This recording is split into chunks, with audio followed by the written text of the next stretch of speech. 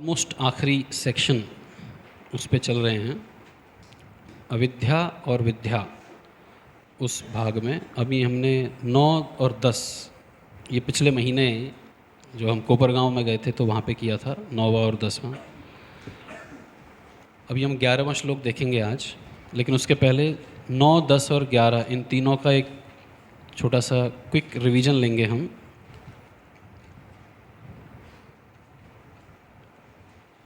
तो एक आत्म साक्षात्कारी व्यक्ति भगवान को और अन्य जीवों को कैसे देखता है, ये हमने छठे और 7वें में देखा था। छठे में देखा था, यस्तु भूतानि सर्वाणि आत्मन्यवन पश्यतः, सबको भगवान से कनेक्टेड देखना और भगवान को सबके अंदर देखना। तो इस प्रकार की दृष्टि प्राप्त करने के लिए, सब जगह भगवान को देखने के लिए, सभी जीवात्माओं को भगवान की शक्ति के रूप में देखने के लिए किस चीज़ की ज़रूरत पड़ती है? विद्या की ज़रूरत पड़ती है। और अविद्या को किस प्रकार उपयोग में लाएं इस दृष्टि को प्राप्त करने के लिए, तो इसलिए वो विद्या और अविद्या को जानना जरूरी है। अभी जैसे 9वें श्लोक में हमने देखा, इसमें विद्या और अविद्या के बारे में वर्णन था, लेकिन 9वें श्लोक में जो विद्या है वो भी क्या है? अविद्या ही है। इसलिए 9वें श्लोक में क्या लिखा है? जो लोग अविद्या का पालन करते हैं वो तो नरक जाते ही हैं, जो विद्या का पालन करते हैं वो और गहरे नरक में जाते हैं। ठीक है, क्यों जाते हैं? क्योंकि वो किसका पालन कर रहे हैं? भौतिक ज्ञान का। इसी तरह अगर आप देखोगे श्लोक संख्या, अच्छा पहले सब लोग 9वां श्लोक खोलिए, 9वां श्लोक निकालिए सब लोग। अंधम तमः प्रविश्यन्ति ये अविद्याम उपासते, जो अविद्या की उपासना करते हैं वो कहाँ जाते हैं? अंधम तमः ततो भूय एवते तमो यऊ विद्यायाम रता, और उससे भी गहरे अंधकार में कौन जाता है? जो विद्या के अनुशीलन में लगा हुआ है। अब श्लोक संख्या पे आइए, 12वें श्लोक पे आइए, और 12वें श्लोक को फिर से पढ़ेंगे हम। अंधम तमा प्रविश्यन्ति ये, हाँ यस बोलिए दोबारा। अंधम तमा प्रविश्यन्ति ये असंभूति उपासते ततो भूय इव ते तमो यऊ संभुत्यामृतः। दोनों में क्या अंतर है? इन दो श्लोकों में 9 और 12 में क्या अंतर है? एक शब्द का अंतर है बस। जहाँ विद्या अविद्या लिखा था वहाँ इधर असंभूति लिखा है, जहाँ विद्या लिखा था वहाँ इधर संभूति लिखा है। तो संभूति असंभूति मतलब एक तरह का पूजा करना, उपासना, worship, wrong kind of worship, right kind of worship. जैसे विद्या और अविद्या means right kind of knowledge, wrong kind of knowledge. तो ऑलमोस्ट सिमिलर है, जैसा व्यक्ति का ज्ञान होगा उसी प्रकार की वो उपासना करेगा। तो अभी शायद आप में से ऑलमोस्ट सब लोग कुंभ मेला जाके आ चुके हैं कि नहीं? लग तो रहा है मेरे को काफ़ी लोग शुद्ध होके दिख रहे हैं। तो कुंभ मेले में आप जाएंगे तो वहाँ कुछ आपको मिलेगा, अघोरी वर्शिप भी हैं। वो एक बाबा जी देखा था मैंने, वो अपना हाथ ऐसे ही किया हुआ है, राइट हैंड ऐसे ही किया हुआ है, पता नहीं कितने सालों से। उसके हाथों, उसने उंगली ये भी नहीं काटे हैं, नाखून भी नहीं काटे हैं, तो नाखून बढ़ के और यहाँ तक पूरा ऐसा हो गया उसका हाथ। तो ये भी एक तरह का वर्शिप कर रहा है वो भी भगवान की पूजा कर रहा है उस तरह से। तो ये इस तरह की वर्शिप क्यों होती है? क्योंकि उस तरह का ज्ञान उसको मिला है। तो या तो विद्या मिले या अविद्या मिले, उसी प्रकार से उसकी संभूति या असंभूति चलता है। अभी आपने ये भी सुना होगा, कई लोगों ने अमिताभ बच्चन के पुतले बनाए हुए हैं, सचिन तेंदुलकर के पुतले बनाए हुए हैं, उनकी पूजा हो रही है। क्या मिल जाएगा उसकी पूजा करके, लेकिन मिल रहा है उनको। तो वो उस प्रकार की वर्शिप क्यों है? क्योंकि ज्ञान इस प्रकार का मिला है उनको। कुछ लोग देवी देवताओं की पूजा क्यों करते हैं? क्योंकि उनको उस प्रकार का ज्ञान मिला है। कोई भगवान की पूजा, कृष्ण की पूजा क्यों करेगा? क्योंकि उसको उस प्रकार का ज्ञान मिला है। इसलिए जिस प्रकार का विद्या या अविद्या होगा, उसी प्रकार की संभूति या असंभूति होने वाला है। ठीक है। अभी 10वां श्लोक अगर आप पढ़ेंगे तो अभी मैं पढ़ता हूँ, अभी आप सुनिए। 10वां श्लोक निकालिए। अन्य देवाहुर्विद्यया अन्यदाहुरविद्यया इति सुश्रमधीराणाम येनस्तद्विचक्षिरे। अविद्या का पालन करोगे तो एक फल मिलेगा, विद्या का पालन करोगे तो दूसरा फल मिलेगा। अब श्लोक संख्या 13 पे आइए, 13।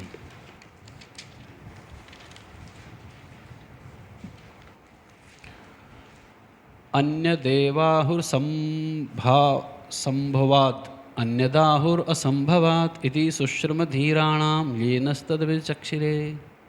आया समझ में?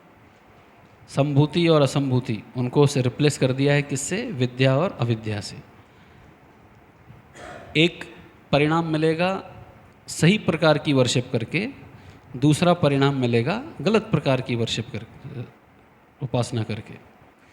अभी मंत्र नंबर 11 पे आइए। 11 में क्या लिखा है? विद्याम च अविद्याम, ये थोड़ा इम्पोर्टेंट वर्स है, इसको हम देखेंगे अभी।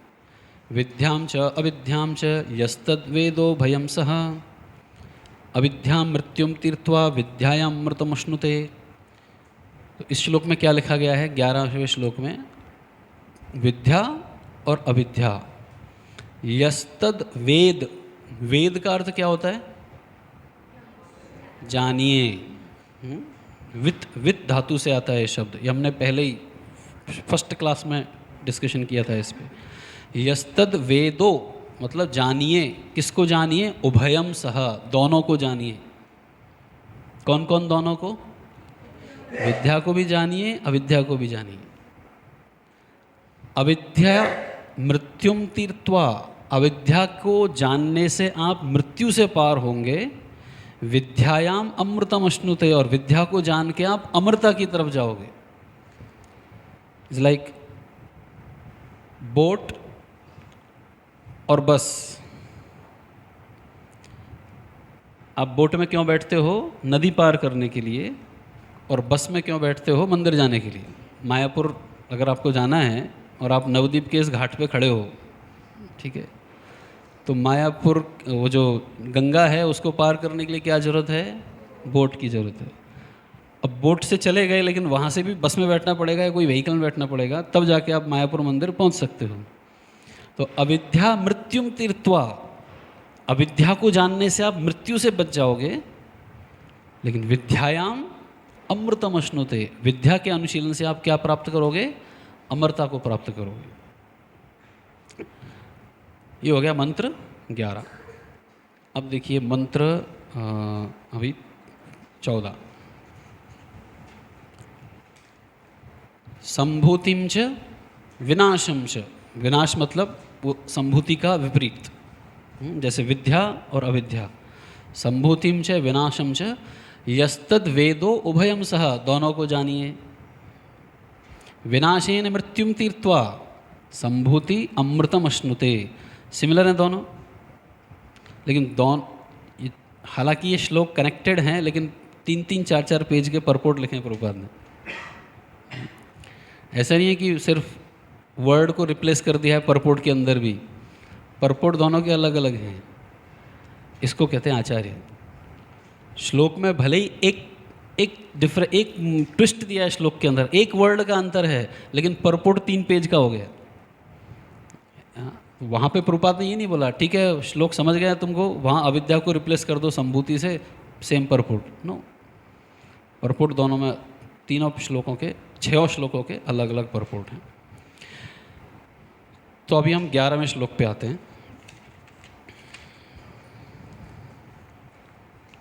वर्ड टू वर्ड मीनिंग पढ़ते हैं। विद्याम, असली ज्ञान को, च, और अविद्याम, अविद्या को, च तथा यह जो व्यक्ति तत् वह वेद जानता है, उभयम दोनों, सह एक ही समय, अविद्यया अज्ञान के सेवन से, मृत्युम बार बार आने वाली मृत्यु को, तीर्त्वा पार करके,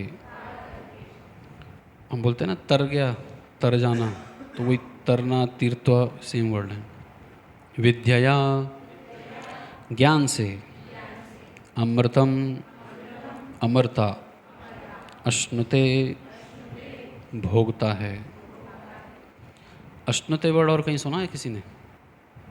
किसी श्लोक में ये अश्नुते जैसा अश्नामी कहाँ आता है?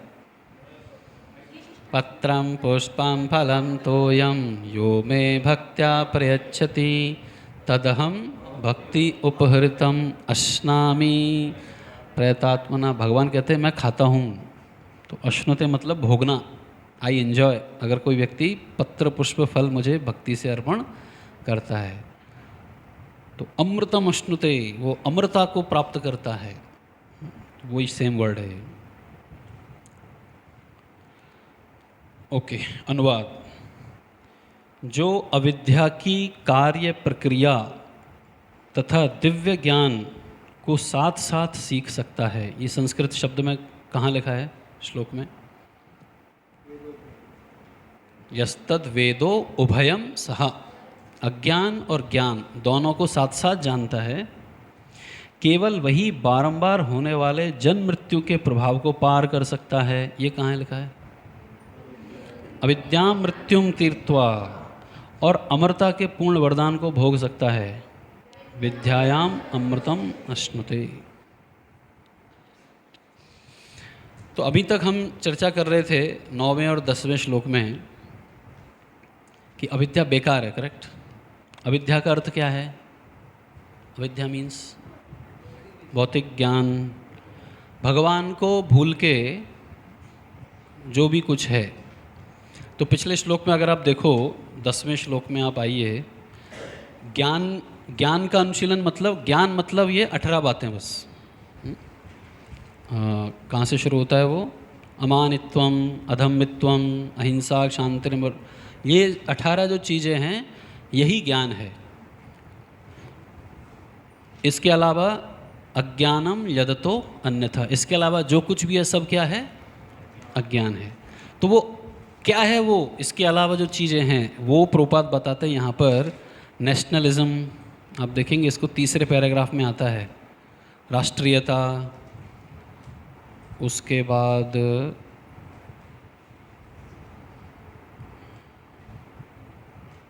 ये आजकल का भगवान से रहित ज्ञान, जिससे सभी लोग एक दूसरे का सरदर्द बने हुए हैं। विश्वविद्यालयों में दी जाने वाली विद्याएं, तो ये सब क्या हैं?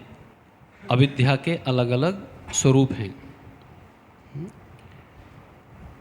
तो अविद्या को नहीं प्राप्त करना चाहिए, ये बोला गया है इसमें। भगवत रहित ज्ञान, या एक तरह से अपने जीवन में इंद्रिय भोग को बढ़ाने वाला ज्ञान, इसको भी क्या कहते हैं? अविद्या। कोई एग्जाम्पल? इंद्रिय भोग को बढ़ाने वाला ज्ञान,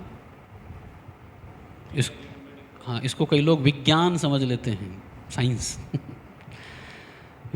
साइंस का अर्थ विज्ञान नहीं है। विशिष्ट ज्ञान जो भगवत गीता में दिया गया है, भगवान खुद बोलते हैं ज्ञान विज्ञान सहितम। विज्ञान मीन्स बेसिकली रियलाइजेशन, लेकिन उनको ये साइंटिस्ट लोगों ने चुरा लिया ये वर्ड और उसको नाम दे दिया क्या? विज्ञान। वो विज्ञान नहीं है, वो अज्ञान है जो हम पढ़ते हैं कॉलेज में। और उससे क्या, एक्चुअली साइंस में प्रॉब्लम नहीं है। Science is like systematic study of nature's procedure, उसको साइंस कहते हैं। जो नेचर में जो चीज़ें हो रही हैं, इनका एक सिस्टमेटिक ज्ञान प्राप्त करना, वो विज्ञान, वो साइंस है। साइंस से जो टेक्नोलॉजी बनाई जाती है वो घातक है, क्योंकि टेक्नोलॉजी व्यक्ति के हाथ में आ जाती है, उसको लगता है मेरे को भी भगवान की ज़रूरत नहीं है मुझे। ये कंसेप्ट आ जाना, इसको अज्ञान कहते हैं, ये अविद्या है। कि मुझे ये कुछ तो जादू मिल गया है, वो अलादीन का चिराग मिल गया है मुझे, अभी मैं कुछ भी कर सकता हूँ दुनिया में। So, इस प्रकार का जो कन्विक्शन है ये है अज्ञान, और वही 10वें श्लोक में अविद्या के रूप में बताया गया है। अब हम आते हैं 11वें श्लोक में। अब 11वां श्लोक क्या बोलता है? विद्या भी सीखिए और साथ के साथ क्या सीखिए? अविद्या भी सीखिए। अभी अगर ये गलत ज्ञान है तो सीखना क्यों है फिर? तो इसलिए ये 11वां श्लोक महत्वपूर्ण है। क्यों महत्वपूर्ण है? हमें भी अभी हम भौतिक जगत में हैं, राइट? इस भौतिक जगत में किस प्रकार रहें? तो भौतिक जगत में रहने के लिए आपको कुछ ना कुछ अविद्या जानना जरूरी है। तो प्रभुपाद भी इसको परपोर्ट में देखेंगे, हम प्रभुपाद भी लिखेंगे आगे कि ऐसा नहीं है कि शास्त्रों में भौतिक ज्ञान को पूरी तरह से हटा ही दिया है, मतलब कोई ज़रूरत नहीं भौतिक ज्ञान की। हाँ, अगर कोई व्यक्ति पूर्ण रूप से आत्म साक्षात्कारी है, भगवान का शुद्ध भक्त है, उसको भौतिक ज्ञान की बिल्कुल ज़रूरत नहीं। लेकिन अगर कोई व्यक्ति नहीं बन पा रहा है, शुद्ध भक्ति नहीं कर पा रहा है, तो क्या वो दुखी रहेगा जीवन में हमेशा? नहीं। वेदों में ऐसा भी ज्ञान दिया गया है जिसका पालन करके आप सुखी भौतिक जीवन बिता सकते हैं, जो कि भगवत भक्ति के अनुकूल है। जीवन, जो भौतिक जीवन है, इसको जीने के दो तरीके होते हैं। एक सही तरीका है, एक गलत तरीका है। जैसे भोजन करना, खाना खाना। वैदिक समय में लोग 100-100 साल जीते थे, हेल्दी जीते थे और बलशाली होकर जीते थे। क्यों जीते थे? क्योंकि उनको खाना खाना आता था, क्या खाना चाहिए। एक बार प्रभुपाद एक गार्डन में वॉक करते हुए जा रहे थे, तो उधर का जो गार्डनर माली था वो उन्हीं की एज का था, प्रभुपाद की एज का था। तो प्रभुपाद ने उसको बोला अपने दांत दिखाओ। तो उसने एक दांत लटक रहा था कहीं, तो पूरा कैबिनेट खाली था एक ही वो बेचारा मोर्चा संभाले हुआ था। प्रभुपाद ने अपने दांत दिखाए, बोले ऑल 32 तो प्रभुपाद ने उसको पूछा क्यों दांत गिर गए तुम्हारे? और मैं चॉकलेट खाता था और ये खाता हूँ वो खाता हूँ। बोले स्वीट तो मैं भी खाता हूँ। उन्होंने अपने शिष्यों को बोला देखो स्वीट तो हम भी खाते हैं, लेकिन हम ऐसी चीज़ खाते हैं जो हमें नुकसान नहीं करती है। ये आजकल का मॉडर्न टेक्नोलॉजी ऐसा हो गया है, ऐसा खाना खाओ जो तुमको मार ही डाले ये GM food, genetically modified food जो होते हैं, ये इसी का ही उदाहरण है। हम इतने एडवांस हो गए हैं कि हम ऐसी चीज़ खाएंगे जो अपना ही पेट फाड़ दे इसको कहते हैं अविद्या। नो सॉरी, ये 10वें श्लोक की अविद्या है कि ऐसा विकास करो मेडिकल फील्ड में, फूड इंडस्ट्रीज़ में, कौन सा है वो, बायोटेक्नोलॉजी, ऐसा विकास करो वो मुझे ही तकलीफ़ दे। ये 10वें श्लोक का अविद्या है। लेकिन वैदिक ज़माने में भी लोग खेती कौन सी करनी चाहिए, राइट, ऑर्गेनिक फार्मिंग, इसका भी ज्ञान होना जरूरी है। तो ये जो ज्ञान है जिससे आप भौतिक जीवन को एक अच्छे से जी सकते हो, जिससे आप भक्ति अच्छे से कर सको, उस ज्ञान को क्या कहते हैं? अविद्या, जो कि 11वें श्लोक में। अंतर समझ में आ रहा है? चलो थोड़ा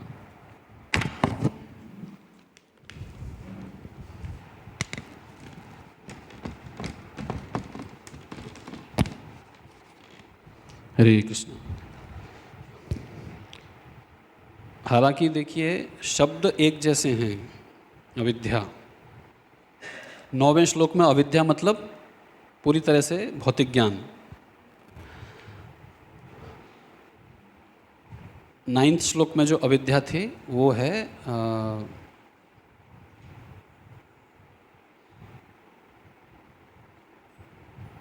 भौतिक ज्ञान, जो विद्या के जैसा लगता है। 10वें श्लोक में जो अविद्या शब्द है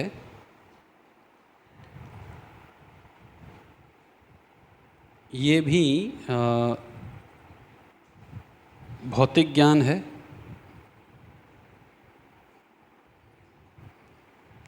जिसमें भगवत भक्ति शून्य,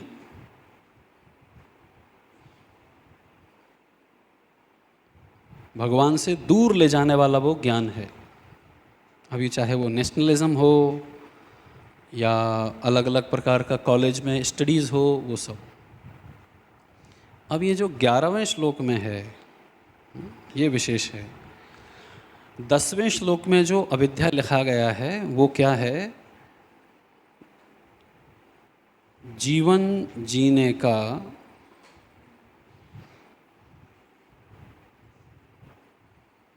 गलत मार्ग। यहाँ जीवन जीने को हम लिख सकते हैं इंद्रिय भोग भी है। इंद्रिय भोग का जो गलत मार्ग है वो है अविद्या। ये 10वें श्लोक में है। अब 11वें श्लोक में क्या लिखा है? अविद्या और विद्या दोनों का पालन एक साथ कीजिए। तो 11वें श्लोक में जो अविद्या लिखा गया है ये क्या है? ये भौतिक ज्ञान ही है।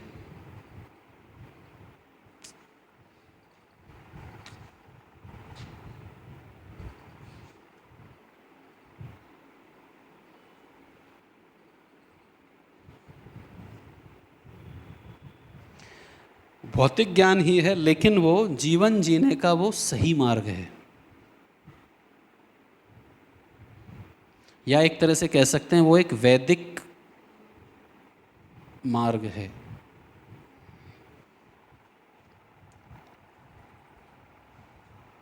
इंद्रिय भोग का सही मार्ग, जीवन जीने का सही मार्ग या वैदिक मार्ग, लेकिन वो क्या है?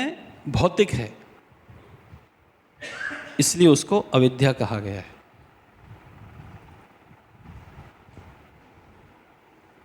तो कोई उदाहरण दे सकते हैं? वैदिक मार्ग है, जीवन जीने का मार्ग है, लेकिन भौतिक है।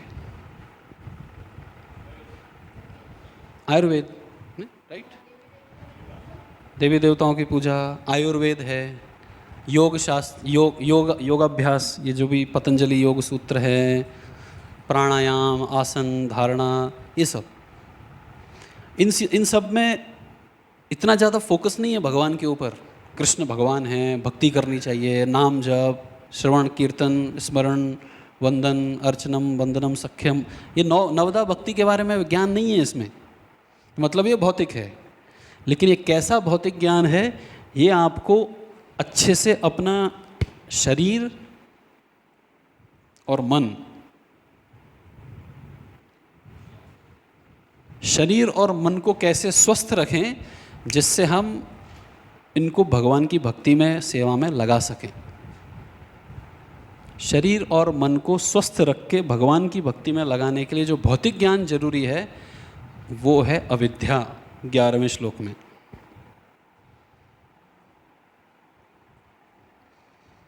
अभी क्लियर है? तीनों श्लोकों में शब्द एक ही है, लेकिन उनके परपोर्ट, उनका मीनिंग तीनों में अलग अलग है। भौतिक ज्ञान है, अविद्या मतलब भौतिक ज्ञान, लेकिन ये भौतिक ज्ञान हमको क्या बताएगा? जीवन जीने का सही मार्ग, या इंद्रिय भोग का सही मार्ग, या जीवन जीने का वैदिक मार्ग कहते हैं उसको। एक और है इसमें, शरीर और मन को स्वस्थ रख के भक्ति में कैसे लगाएं, इसका ज्ञान।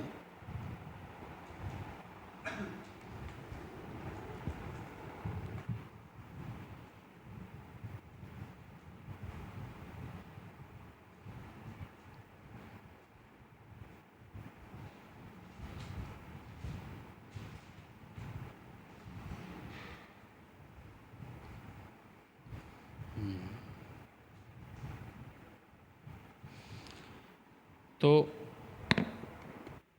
ऐसा कहते हैं कि शरीरम आद्यम खलु धर्म साधनम। ये शरीर किसके लिए दिया गया है? धर्म की साधना करने के लिए। भगवान ने जो मनुष्य शरीर, स्पेशली जो है मनुष्य शरीर की बात की गई है, तो इस शरीर को बनाए रखने के लिए कई प्रकार की विद्याएं दी गई हैं, योग करना, आयुर्वेद हो गया। इन सभी को जान के हम क्या कर सकते हैं? भक्ति करने के लिए शरीर को उपयोगी बना सकते हैं। अगर हम उसको नहीं जाने तो क्या होगा? अभी उल्टी तरह से देखते हैं हम। अगर हम उस ज्ञान को प्राप्त नहीं कर रहे हैं, मान लो इस अविद्या को नहीं जान रहे हैं हम, we don't know how to maintain body in a right way, शरीर को सही ढंग से कैसे रखना चाहिए हम नहीं जानते हैं, बार बार बीमार पड़ रहे हैं गलत आदतों की वजह से, बार बार मन खराब हो रहा है, माइंड डिस्टर्ब हो रहा है, क्योंकि हमें माइंड को कैसे नियंत्रित करना चाहिए वो तरीका नहीं आता है, भले हालांकि उसमें भक्ति का कोई टच नहीं है। तो वो ज्ञान अगर प्राप्त नहीं करें तो क्या होगा? स्टेबिलिटी नहीं रहेगी, और वो भक्ति करना हमेशा ऐसा लगेगा कि मेरे लायक नहीं है, ये भक्ति करना मेरे लिए नहीं है, ये कुछ लोग ही हैं जो मंदिर जाना चाहिए, मैं नहीं जा सकता, ये मेरे लिए नहीं बना है। माइंड डिस्टर्ब रहेगा। आपको माइंड डिस्टर्ब्ड है और उसको आप बोलो कि बैठ के भजन करो तो नहीं कर पाएगा। तो इसलिए ये अविद्या जानना जरूरी है। तो how to maintain body in a right way, शरीर को कैसे रखना है वो सही है।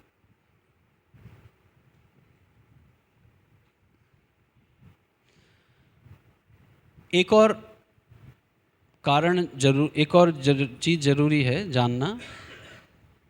तो हम किस प्रश्न का उत्तर जानने का प्रयास कर रहे हैं अभी? भक्ति करने के लिए अविद्या जरूरी है कि नहीं, इस प्रश्न का हम उत्तर देख रहे हैं अभी। भक्ति करने के लिए अविद्या, अभी अविद्या मतलब 11वें श्लोक का अविद्या, ये अविद्या अभी 10वें श्लोक पे मत जाइए। अविद्या मतलब अभी 11वें श्लोक का अविद्या। तो पहला कारण हमने क्यों क्यों क्या जाना? शरीर और मन ये अच्छे से चलता रहे, इसके लिए अविद्या को जानना जरूरी है। क्लियर? अभी दूसरा कारण, अविद्या को क्यों जानना? अविद्या का एक और अर्थ है यहाँ पर, इस दुनिया में रहने के लिए थोड़ी बहुत दुनिया की चतुराई को जानना जरूरी है। अभी यहाँ से आप अपने अपने घर जाएंगे, मान लीजिए ऑटो रिक्शा में बैठ के घर जा रहे हैं। अब आपको पता ही नहीं है कि यहाँ से और घर जाने का रुपया जो पैसा लगता है वो 50 रुपये लगता है, और ऑटो वाला बोल रहा है 1000 रुपये। ठीक है भाई, मेरे को तो कुछ पता नहीं है, जानता ही नहीं मैं विद्या क्या अविद्या क्या, मुझे लेना देना नहीं है, जितना भी मांग रहा है दे देता हूँ मैं उसको। तो 1000 रुपये देना चाहिए? नहीं देना। क्यों नहीं देना चाहिए? क्योंकि आपको पता है कि 50 रुपये होते हैं। तो 50 रुपये होते हैं, ये विद्या है कि अविद्या है? अविद्या है, लेकिन जानना जरूरी है कि नहीं? नहीं तो अगली बार से मंदिर नहीं आओगे आप। ये 1000 रुपये कौन देगा हर बार? तो हर बार मंदिर आ सकें इसके लिए जानना जरूरी है कि मेरे 50 रुपये ही लगते हैं। तो दूसरा कारण क्या हो गया? दुनिया में कोई हमें ठगे नहीं, इसलिए अविद्या को जानना जरूरी है। ओके? तो प्रभुपाद को ये बहुत अच्छे से पता था। वेस्ट में प्रभुपाद को वेस्टर्न नॉलेज भी थी, जितना वेस्टर्न लोगों को नहीं थी उस टाइम, उस समय पे उनके शिष्यों को। तो एक बार ऐसा ही हुआ, प्रभुपाद गए थे सैन फ्रांसिस्को, और कुछ भक्तों को एक मिस्टर प्राइज करके एक व्यक्ति था, आप लोग अगर लीलामृत पढ़ेंगे शुरुआत के ही उस दिनों में ही, मिस्टर प्राइज अफेयर बोलते हैं उसको। तो एक बहुत ही जेंटलमैन आदमी था, रियल एस्टेट का आदमी था। वो आके शिष्यों को बोला कि तुमको एक मंदिर, एक जगह दिखाता हूँ, बिल्डिंग दिखाता हूँ, मेरे को उसका $5000 डाउन पेमेंट कर दो। प्रभुपाद ने बोला पैसा देने के पहले पेपर हाथ में होना चाहिए आपके। तो शिष्यों को लगा अरे he is a old man from India, Swami ji को कुछ पता नहीं है अमेरिका तौर तरीके क्या होते हैं, क्या पता है इनको। इधर हम अमेरिका में ऐसे ही चलता है, पहले पैसे दे दो, वो पेपर हाथ में आए नहीं आए नो प्रॉब्लम। प्रभुपाद ने उनको बार बार लेटर में लिख के भेजा था, जब तक आपके हाथ में कॉन्ट्रैक्ट डील, वो डील्स पे हाथ में नहीं होती है तब तक पैसा मत देना।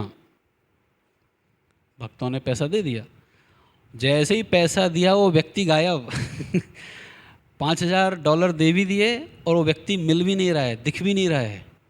और फिर प्रभुपाद को फ़ोन करते हैं, Swami ji we are cheated. बोले क्या हुआ? पैसा दे दिया और कॉन्ट्रैक्ट आया ही नहीं हाथ में। बोले गए अभी पैसे। फिर प्रभुपाद वापस आए और फिर उन्होंने उस व्यक्ति से डील किया, पूरा 1-1 रुपया वापस लिया उससे। तो प्रभुपाद को सब पता था। और स्पेशली इंडिया में तो क्या हाल था उस समय पे, अभी भी वही हाल है इंडिया में। कोई भी फॉरेनर दिखता है तो हमें क्या लगता है, पैसे वाला होगा ज़रूर, इसके जेब में ज़रूर बहुत पैसा है। और सोचिए वृंदावन का मंदिर बनाना है, कौन बना रहा है वृंदावन का मंदिर? गुरुदास प्रभु। मायापुर का मंदिर बनाना है, जयपता का महाराज और भवानंद प्रभु। जयपता का महाराज क्या होता था, सरिया आयरन रॉड लेकर आते थे ट्रक के अंदर रख के।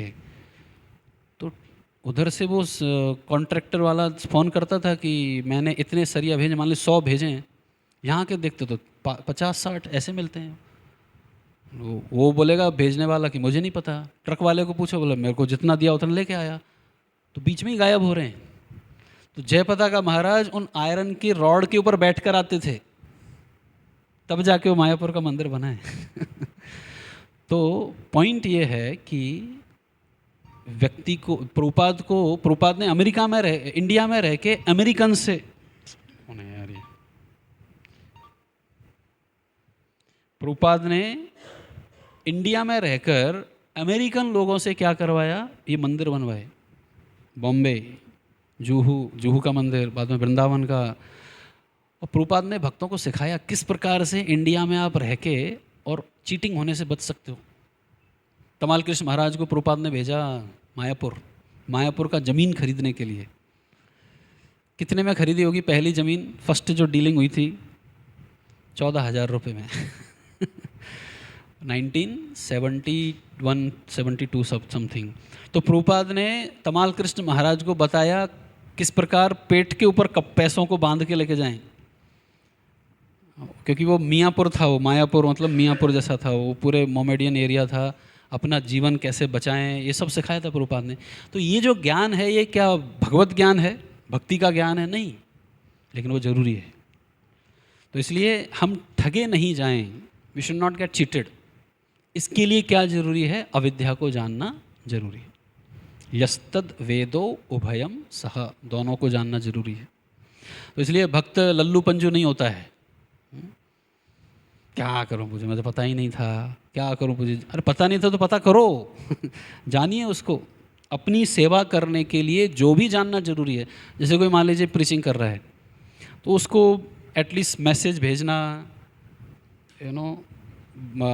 टाइप करना, फ़ोन लगाना, ये सब तो आना चाहिए आजकल के ज़माने में। अभी आप बोल सकते हैं 100 साल पहले प्रभुपाद के टाइम पे एक मशीन आ गई थी, टेलेक्स। तो टेलेक्स से क्या होता था, आप यहाँ से वॉइस मैसेज भेजिए, वहाँ उसको प्रिंट आउट मिलता था। उस ज़माने में वो फास्टेस्ट मेथड था कम्युनिकेशन का, टेलेक्स। तो एक भक्त ने बोला प्रभुपाद को, प्रभुपाद इस टेलेक्स को हम हमारे हर सेंटर में इंस्टॉल कर देते हैं। प्रभुपाद ने बोला नहीं, सब लोग प्रजल्पा करेंगे एक दूसरे से। सोचिए उस टाइम पे प्रभुपाद को आजकल का इंटरनेट और व्हाट्सएप बताते तो बोले सब नरक में जाने वाले हो तुम।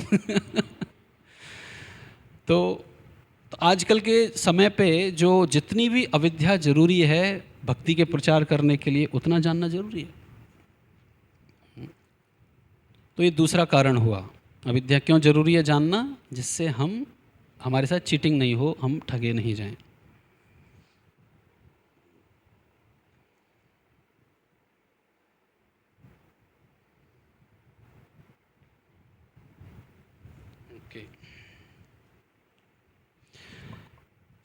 अब हम परपोर्ट पढ़ेंगे।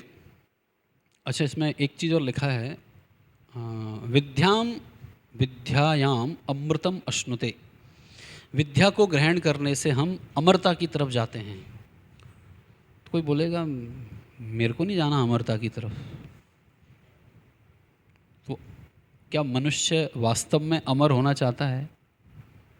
क्या हमारी इच्छा है हम अमर बने, जिए नहीं? तो हमको लगेगा नहीं मेरे को ज़रूरत नहीं है। लेकिन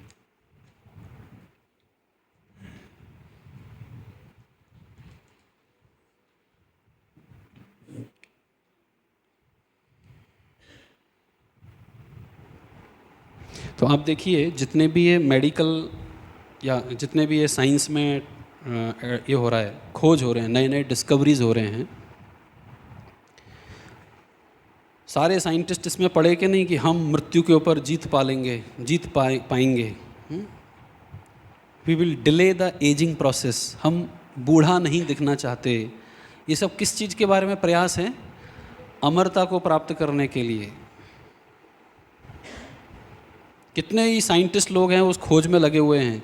किसने $1 मिलियन खर्च किए थे? मैकडोनाल्ड नहीं, डिज्नी जिसने डिज्नी वर्ल्ड बनाया था, उसका जो बनाने वाला था उसने करोड़ों रुपए दिए थे साइंटिस्ट लोगों को कि तुमको जब ये दवाई मिल जाए ना कि मृत व्यक्ति जिंदा हो सकता है, मैं तुमको $1 मिलियन पहले ही दे के रखता हूँ। और दे दिए उसने साइंटिस्ट लोगों को। और मेरे शरीर को ऐसा बचा के रखो, प्रिजर्व करके रखो, जिससे जब तुमको वो दवाई पता लग जाए मुझे पिला देना, मैं फिर से ज़िंदा हो जाऊँगा। साइंटिस्ट लोगों ने बोला हाँ ठीक है, मर गया वो, उसके शरीर को ये कर दिया और चल रहा है, रिसर्च चल रहा है। फिर उसके घर वालों को समझ में आया कि ये ऐसे ऐसे साइंटिस्ट लोगों को लगा के आया है, तो उसके रिलेटिव्स गए उन्हीं साइंटिस्ट के पास, बोले ये प्रोजेक्ट रोक दो हम तुमको $1 मिलियन देते हैं उन्होंने साइंटिस्ट लोगों ने बोला हाँ ठीक है, तो उनको $1 मिलियन आ गए। साइंटिस्ट लोगों ने बस हाँ बोला और उनको मिलियन के ऊपर $1 मिलियन मिलते गए। रिलेटिव्स ने क्यों बोला ये रोक दो, ये रिसर्च रोक दो, ये जिंदा हो गया तो पूरा पैसा खुद ले जाएगा ना, हमें कुछ नहीं मिलेगा ये रियल घटना है, ये मैं कहानी नहीं सुना रहा हूँ, रियलिटी में ऐसा हुआ था। वो प्रोजेक्ट को रोक दिया गया। कहने का अर्थ ये है, ये मेडिकल साइंस किसके पीछे लगा हुआ है? कैसे भी करके हम अमर बन जाएं। एक दूसरे टाइप, ये एक तरह की खोज हो रही है। दूसरी तरह की खोज है अलग अलग ज्ञान प्राप्त करने की।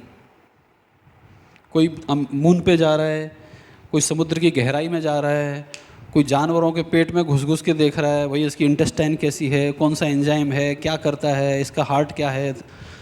ज्ञान प्राप्त कर रहे हैं कि नहीं? अलग अलग कंट्रीज़ का ज्ञान प्राप्त करना, अलग अलग प्लैनेट्स का ज्ञान प्राप्त करने के प्रयास करना। और तीसरी तरह का खोज क्या हो रहा है? अपने सुख को बढ़ाने का। खा के कैसे सुख मिलेगा, सो के कैसे सुख मिलेगा, ईटिंग स्लीपिंग मेटिंग डिफेंडिंग से सुख कैसे मिलेगा।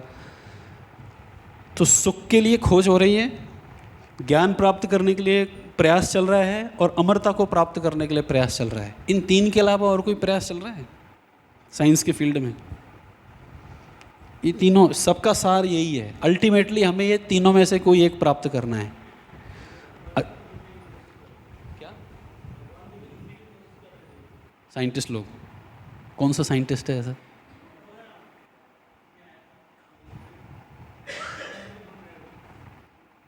वो भगवान किसके लिए? जिससे मुझे इन तीनों में से कुछ एक मिल जाए। भगवान को भी मैं ऐसे यूज़ करूँगा कि इन तीनों में से कुछ मिल जाए हमें। तो ये तीन वास्तव में चीज़ें हैं क्या? अमरता का मतलब सत्य, ज्ञान मतलब चित्त, और सुख का मतलब तो आनंद है ही। तो हम क्या प्राप्त करना चाहते हैं? सच्चिदानंद, जो कि हम खुद आत्मा हैं तो इसलिए लोग चाहते हैं कि हम अमर बने, अमरता को प्राप्त करें। अब इसका एक गलत मार्ग है, अब इसका एक सही मार्ग है। अमरता प्राप्त करना, ज्ञान प्राप्त करना, सुख प्राप्त करने का जो भौतिक मार्ग है ये गलत मार्ग है, और इसका एक सही मार्ग भी है। तो वही इस श्लोक में बताया गया है। अविद्याम, अविद्या से क्या हो गया, क्या होगा? मृत्युम तीर्थवा। अविद्या से व्यक्ति मृत्यु से पार होगा, और विद्या के अनुशीलन से अमरता की तरफ प्राप्त होगा। तो यहाँ पर ये अविद्या का मतलब ये भौतिक ज्ञान मत समझिए अभी। अविद्या का मतलब ऐसा ज्ञान जिससे हम इस भौतिक जगत से पार हो सकें। शरीर को अच्छा रख के, अच्छा खाना खा के, अच्छे प्रकार से माइंड को रख के हम इस भौतिक जगत को पार कर सकें, और फिर विद्या के अनुशीलन करके हम भगवत धाम जा सकें। ये श्लोक के अंदर बताया गया है। अभी क्लियर है दोनों शब्द, विद्या और अविद्या? अब देखिए पहला तात्पर्य, इसका तात्पर्य में देखेंगे हम। तो ये जो मैंने बताया, इसके लिए बताया कि अमरता के पीछे हैं, वी ऑल वांट इमॉर्टलिटी। हम सब चाहते हैं कि मैं मरूं नहीं, मैं कष्ट प्राप्त नहीं करूं, अमर बन जाऊं। तो इसका पैराग्राफ, अच्छा पैराग्राफ से पहले इस पूरे श्लोक का जो सार है वो लिखिए। इस पूरे श्लोक को अगर आप टाइटल देना चाहेंगे तो वो है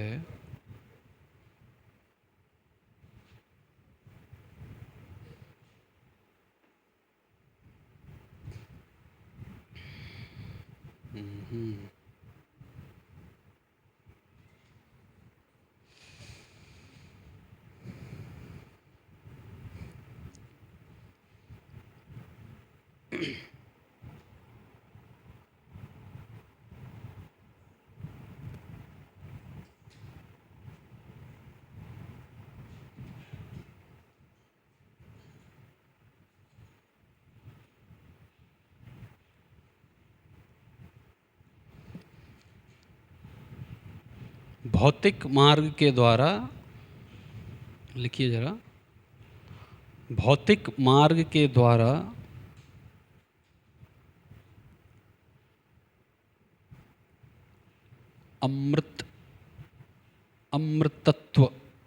अमृतत्व प्राप्त नहीं किया जा सकता।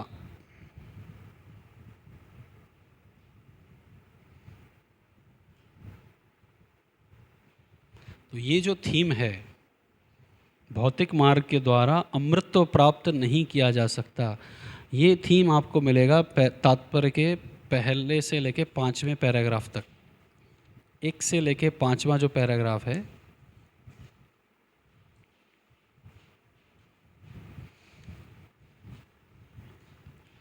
तात्पर्य में ये थीम मिलेगी आपको पहले, कि भौतिक प्रयास करके आप अमृतत्व को प्राप्त नहीं कर सकते।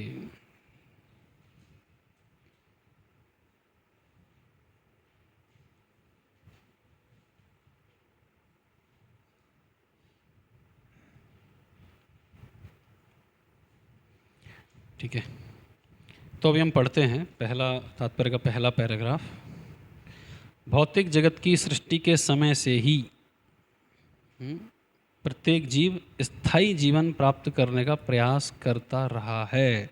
हम अपने जीवन में थोड़ा स्टेबिलिटी चाहते हैं, इसलिए जब भूकंप आता है तो सब हिल जाता है अपना, सब हम ये अस्तित्व ये हो जाता है, अस्थायी हो जाता है। तो हमारा प्रयास होता है हम एक स्टेबल जीवन जिए। लेकिन प्रकृति के नियम इतने क्रूर हैं कि कोई भी मृत्यु से बच नहीं सका है। कोई मरना नहीं चाहता, ना ही कोई बूढ़ा बीमार होना चाहता है, किंतु प्रकृति का नियम किसी को मृत्यु, बुढ़ापे या रोग से छूट प्रदान नहीं करता।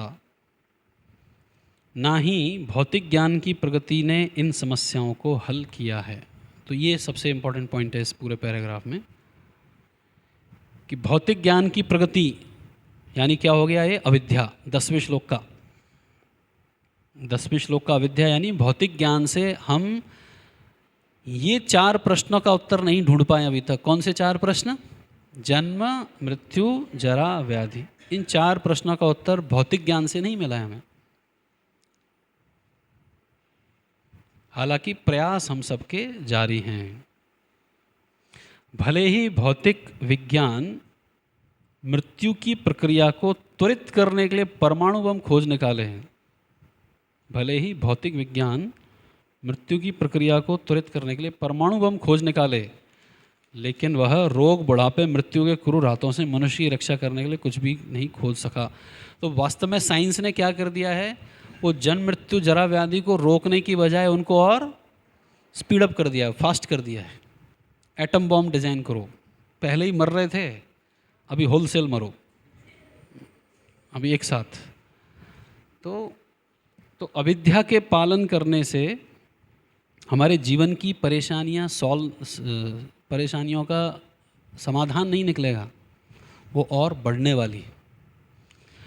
लेकिन पागलपन क्या है, जीवन की परेशानियों को सॉल्व करने के लिए लोग किस मार्ग का उपयोग कर रहे हैं? ज़्यादातर करके अविद्या का ही उपयोग कर रहे हैं, भौतिक साधन का ही उपयोग कर रहे हैं।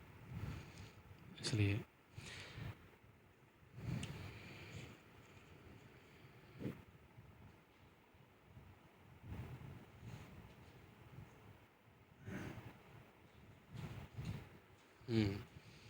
रावण की एक कहानी आती है।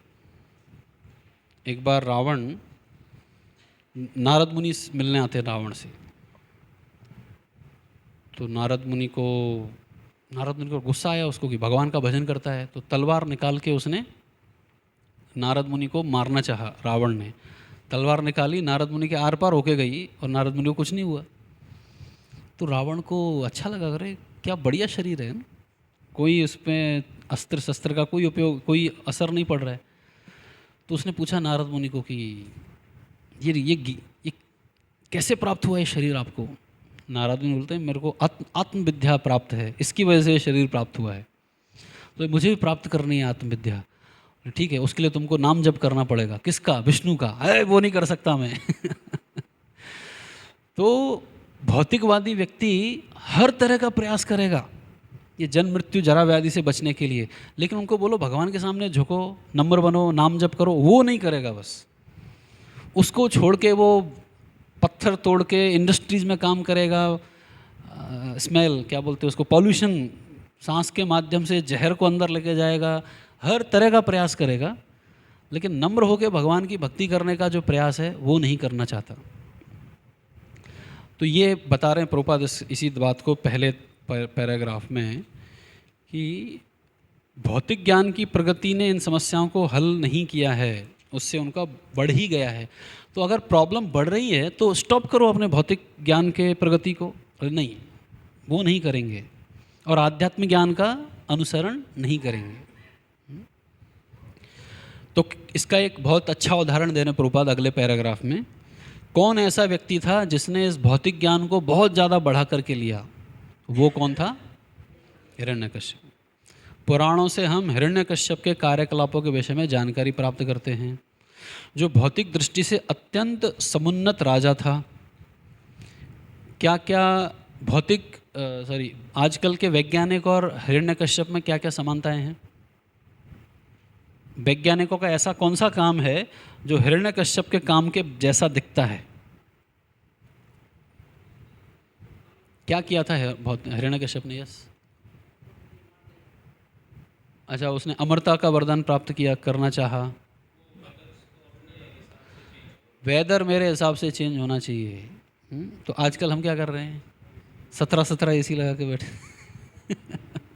ये प्रचार के लिए, अपने लिए नहीं। तो एयर कंडीशनिंग, हिरण्यकश्यप सिर्फ अपने आईब्रोज के मूवमेंट से एयर कंडीशनिंग करता था। उसका एसी का बटन इधर था, ऐसा ऐसा करता था, सूरज अपने आप शांत हो जाता था। अभी वैज्ञानिक लोग बेचारे मैकेनिक बनाए, टेक्निक बनाए, ये बटन बनाए और अभी टिंग ट्यूं करके टेम्परेचर अप डाउन करते रहते हैं। और कोई उपाय हिरण्यकश्यप में और आज के वैज्ञानिकों में समानता? वो तो हो गया, अमृत हो गया, टेम्परेचर हो गया, और आर्टिफिशियल रेन। चेतन चरण पर एक आर्टिकल है, artificial rain, imaginary gain, real pain. तो दुबई में यही हुआ था ना कुछ दिनों पहले, इतना आर्टिफिशियल रेन किया, इंद्रदेव को गुस्सा आ गया, बोले पूरा ही डुबो देते हैं इस दुबई को। तो आर्टिफिशियल रेन प्राप्त करना, ये हर मौसम में मुझे हर तरह का फल चाहिए। अभी आलू का कौन सा मौसम है? कर दिया ना साइंटिस्ट लोगों ने। आप लोग टमाटर खाते हो, टमाटर को दाल में डालो, दाल पूरा पिघल जाता है, टमाटर का स्किन नहीं पिघलता। देखा आपने? टमाटर जब डालते हो दाल में, वो स्किन ऐसा लगता है प्लास्टिक है कि क्या है, जबकि पहले के अगर टमाटर आप देखोगे तो पूरा पिघलता था वो। तो आजकल ट्रांसपोर्ट करने के लिए उसको जीएम, उसको ऐसा मॉडिफाई कर दिया है। टमाटर ले लो, अंगूर ले लो, अंगूर खाते होंगे आप लोग, अंगूर खाइए, अंगूर का वो लास्ट में बच जाता है, बोले क्या है ये? इसका स्किन वो चबता नहीं है, और उसको हम पता नहीं कितने अंगूर पेट में बैठे हैं मेरे। तो ये हर मौसम में मुझे हर फल चाहिए, ये कौन सी इच्छा है? ये किसकी इच्छा थी? हिरण्यकश्यप की। एक ही पेड़ पे मुझे सब तरह के फल चाहिए, कल्प वृक्ष इसी को कहते हैं, उस पेड़ से सब मिले। ये हिरण्यकश्यप की इच्छा थी। एक्चुअली कल्प वृक्ष बनाने की नहीं, कल्प वृक्ष तो हैं, लेकिन उसको एक ही फल से सब कुछ चाहिए था, और वो भी मीठा फल चाहिए। सो ये सब समानताएं हैं हिरण्यकश्यप में और आजकल के वैज्ञानिक लोगों में। तो प्रभुपाद बोल रहे हैं ये हिरण्यकश्यप बहुत आगे था, आजकल हम सोच भी नहीं सकते इतना आगे था ये। समुन्नत राजा। आगे लिख रहे हैं यहाँ पे, अपनी भौतिक उपलब्धियों और अपनी अविद्या की शक्ति के बल पर क्रूर मृत्यु को जीतने की इच्छा से उसने एक प्रकार से ध्यान योग को संपन्न किया। ठीक है, उसने तपस्या वगैरह की, जो इतना कठिन था कि उसकी योग शक्ति से सारे लोगों के निवासी विचलित हो गए। ब्रह्मा जी भी एक बार आश्चर्यचकित रह गए, तूने इतनी तपस्या की, आज तक किसी ने नहीं की इतनी तपस्या ब्रह्मा जी को प्रसन्न करने के लिए। उसने ब्रह्मांड के सृष्टा ब्रह्मा जी को अपने पास नीचे उतरने के लिए बाध्य किया। ब्रह्मा जी प्रसन्न होके नहीं आए, ब्रह्मा जी ऑब्लाइज्ड होके, मतलब मजबूरी में आए, कभी जाना ही पड़ेगा। तब उसने ब्रह्मा से अमर होने का वरदान मांगा, जिससे कोई कभी नहीं मरता। ब्रह्मा जी ने कहा कि वे उसे यह वरदान नहीं दे सकते, क्योंकि यद्यपि वे स्वयं सृष्टा हैं, समस्त लोकों पर शासन करने वाले हैं, किंतु वे स्वयं भी अमर नहीं हैं, अमर नहीं हैं। जैसे कि भगवद गीता से पुष्टि होती है, ब्रह्मा जी दीर्घ काल तक जीवित रहते हैं, लेकिन इसका अर्थ यह नहीं कि वे अमर हैं। कितनी उम्र है ब्रह्मा जी की? 100 साल जीते हैं, लेकिन वो 100 साल अलग हैं। तो हमारे हिसाब से कितना हो जाता है वो 100 साल उनका? तो माइंड बॉगलिंग कैलकुलेशन है। 300 ट्रिलियन 40 बिलियन ईयर्स, इतने साल। अब इसको कैलकुलेट करना है तो एक छोटा सा आइडिया देते हैं हम कि ब्रह्मा जी के 100 साल, 100 साल मतलब एक साल में 365 डेज, एक दिन का मतलब 1000 चतुर्युग, 1000 योग पर्यंतम, 1000 चतुर्युग। अब एक चतुर्युग का मतलब कितना होता है? एक चतुर्युग में 4 बार घूमता है वो साइकिल, तो उसमें कलयुग का उम्र है 4,32,000। इसको 10 से मल्टीप्लाई करोगे तो एक चतुर्युग आ जाता है, मतलब 43 लाख। और इतना ही रात, तो फिर वो 24 आवर बनते हैं, यानी एक दिन। इसको आप 30 से मल्टीप्लाई करो, ये एक महीना हो गया। उसको फिर आप 12 से मल्टीप्लाई करो, वो एक साल हो गया। और फिर उसको 100 से मल्टीप्लाई करो, वो आ जाएगा 300 ट्रिलियन 40 बिलियन, ऐसा कुछ। तो ये पूरा कैलकुलेशन, इतना साल ब्रह्मा जी जीते हैं। और उससे भी बड़ा कौन जीता है पता है आपको? भौतिक व्यक्ति है, ब्रह्मा जी से भी ज़्यादा जीता है।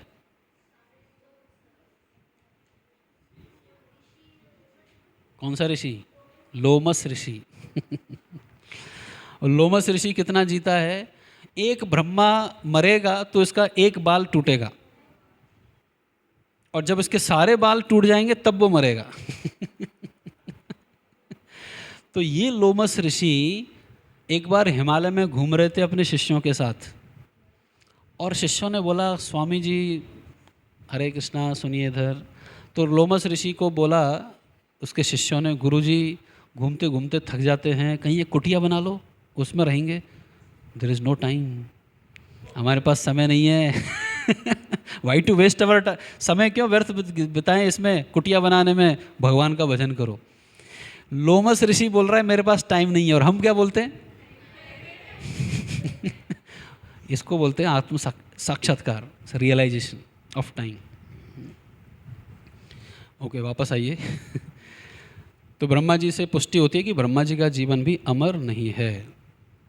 तो अभी थोड़ा हिरण्यकश्यप के बारे में प्रभुपाद लिखते हैं। एक बहुत ही सुंदर वर्ड यहाँ पे आएगा। हिरण्य का अर्थ है सोना और कश्यपु का अर्थ है मुलायम बिस्तर। ये धूर्त महाशय हिरण्यकश्यपु, धूर्त महाशय मतलब कनिंग जेंटलमैन। जेंटलमैन है, प्रभुपाद यूज, बहुत स्पेसिफिक वर्ड है ये, बहुत बार आपको सुनने मिलेगा। राधेश्यामपुर का फेवरेट वर्ड है ये। पूछेंगे बार बार। कनिंग जेंटलमैन, दिखता सामने से जेंटलमैन है, एकदम टिप टॉप राजा के जैसा, लेकिन तुम्हारी जेब काट के चला जाएगा। Cunning gentleman. धन तथा स्त्री इन्हीं दो वस्तुओं में रुचि रखते थे और अमर होकर इन्हीं का भोग करना चाहते थे। उसने अमर होने की अप्रत्यक्ष रूप से इच्छा पूर्ति की आशा में ब्रह्मा जी से कई वरदान मांगे। क्योंकि ब्रह्मा जी कौन कौन से वरदान मांगे ब्रह्मा जी से? दिन में नहीं मरूं, रात में नहीं मरूं, सारा इंश्योरेंस पॉलिसी बना लिया उसने। क्योंकि ब्रह्मा जी ने उससे कह दिया था कि वे उसे अमरता का वरदान नहीं दे सकते, इसलिए हिरण्यकश्यप ने उनसे प्रार्थना की कि मैं किसी मनुष्य, देवता या 84 लाख योनियों के अंतर्गत किसी भी जीव के द्वारा ना मारा जाऊं। तो भौतिकवादी व्यक्ति बहुत दिमाग लगाता है सुख प्राप्त करने के, अमर होने के, ऐसे नहीं मरूं, वैसे नहीं मरूं। लेकिन भगवान ने वो सारी पॉलिसी को ध्यान में रख के उसको मारा, सारे पॉलिसीज़ की कंडीशन कंप्लीट किए, तब जाके उसने यह भी प्रार्थना की कि मैं न तो पृथ्वी पर, न जल में, न किसी हथियार से मरूं। इस तरह मूर्खतावश हिरण्यकश्यप ने सोचा कि इन आश्वासनों से वह मृत्यु से बच जाएगा। तो एक स्टोरी आता है, एक बार एक मनुष्य था, तो यमदूत आए उसके पास कि चल भाई तेरा टाइम आ गया है। तो उसने क्या बोला यमदूतों को, ठीक है बैठिए, आप इतना घूमते भागते रहते हो, थोड़ा ये शरबत पीजिए। कुछ तो उसने लिक्विड दिया पीने के लिए और उसमें बेहोशी की दवा मिला दी थी। यमदूतों ने पिया, बेहोश हो गए बेचारे, सो गए वहीं पे। यमदूत थके हुए थे, वो जागे। हाँ, तो उसने क्या किया, उस समय पे उसने पूछा कि अरे वास्तव में मेरा ही नंबर है क्या? मतलब ये पिलाने के पहले उस व्यक्ति ने पूछा कि वास्तव में मेरा ही नंबर है क्या? तो यमदूतों ने लिस्ट दिखाई, देखो ये लिस्ट में तुम्हारा नाम सबसे ऊपर है, इसलिए हम तेरे को लेने आए हैं। तो जब ये सब यमदूत पी पा के सो गए, तो इसने क्या किया, अपना नाम हटा के नीचे लिख दिया कि अब तो मेरा नाम नहीं है। फिर यमदूत उठे, बोले तूने हमको इतना प्रसन्न किया, हम इतना थके थे, सो के आनंद हुआ हमें, अभी हम नीचे से लिस्ट शुरू करेंगे ऊपर से नहीं करेंगे, ऊपर तेरा नाम है, नीचे देखा तो उसी का नाम था तो आप इसको टाल नहीं सकते। मूर्खतावश हिरण्यकश्यप ने सोचा कि मृत्यु से बच जाएगा, लेकिन ब्रह्मा द्वारा ये सारे वरदान दिए जाने पर भी अंतोदगत्वा नरसिंह भगवान ने अर्ध मानव अर्ध सिंह के रूप में उसका वध कर दिया।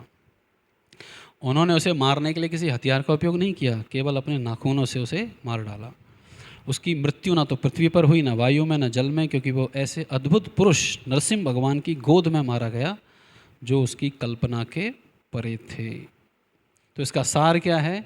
कुल मिलाकर इसका सार यही है कि हिरण्यकश्यप जैसा अत्यंत शक्तिशाली भौतिकवादी भी अपनी विविध योजनाओं से मृत्यु रहित नहीं बन सका। तो फिर आज के ये क्षुद्र हिरण्यकश्यपु कौन है? ये छोटे छोटे हिरण्यकश्यप कौन? हाँ अभी बोलिए, और कौन? हम सब साइंटिस्ट नहीं है, साइंटिस्ट ऐसा नहीं कि दूर खड़ा हुआ, हम सब ये जो यूज़ कर रहे हैं ये सब किसकी देन है? तो हम भी छोटे छोटे हिरण्यकश्यप बन रहे हैं ना। ये क्षुद्र हिरण्यकश्यप भला क्या कर सकते हैं? ये लास्ट लाइन इंपॉर्टेंट है। जिनकी योजनाओं का प्रतिक्षण गला घुटता रहता है, हर रोज योजना बनाते हैं, आज नहीं मरूंगा मैं। तो आप कल का अखबार पढ़ेंगे तो कल के अखबार में भी कुछ न्यूज़ होंगी, ये इधर मर गया, वो उधर मर गया। तो कल के न्यूज़पेपर में जिसकी न्यूज़ आने वाली है वो क्या आज ये सोच के घर से निकला है कि मैं मर जाऊंगा? नहीं। और हम सब क्या सोचते हैं, वो न्यूज़ कोई औरों की है मैं कभी ऐसे न्यूज़पेपर नहीं आऊँगा भाई, मैं हमेशा जिंदा रहूँगा। तो ये हमारी योजनाओं का प्रतिक्षण गला घुटता रहता है, और फिर भी हम सोचते हैं कि मैं प्रकृति के नियमों के पार चला जाऊंगा, आई कैन ओवरटेक, मैं प्रकृति के नियमों को पछाड़ सकता हूँ, इसलिए मुझे भक्ति करने की जरूरत नहीं। हम भजन में सीरियस क्यों नहीं हो पा रहे? क्योंकि हमें कन्विक्शन है कि एक ना एक दिन मैं बिना भजन किए, बिना भक्ति किए प्रकृति के नियमों को पार कर जाऊंगा, जन्म मृत्यु के चक्कर से निकल जाऊंगा, मैं बुढ़ापे से भी दूर हो जाऊंगा, मरूंगा तो मैं बिल्कुल नहीं, डेथ तो मेरा होने वाला ही नहीं है। तो ये सब कन्विक्शन क्यों आता है हमें? ये सब कन्विक्शन आता है, इसका कैसे समझ सकते हैं? क्योंकि भक्ति में तीव्रता कम है, इसका मतलब ये कन्विक्शन ज़्यादा है। और जिस व्यक्ति का ये कन्विक्शन समझ गया कि अपने हाथ में कुछ नहीं है, एक चीज के ऊपर हमारा 100% कंट्रोल है, पता है क्या? One thing which is 100% our control, nothing. Nothing is the one thing जिसके ऊपर हमारा 100% कंट्रोल है। लेकिन हम सोचते हैं कि मेरा सब जगह कंट्रोल है, मैं पूरे ब्रह्मांड को नचा सकता हूँ अपने हाथ पे। तो ये है क्षुद्र हिरण्यकश्यप का मानसिकता। हिरण्यकश्यप नहीं कर पाया, लेकिन हम सोचते हैं हम कर पाएंगे।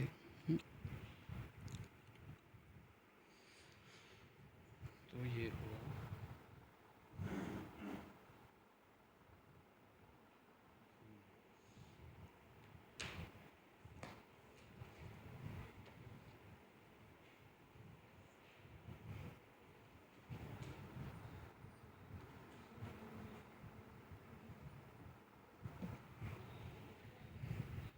ओके।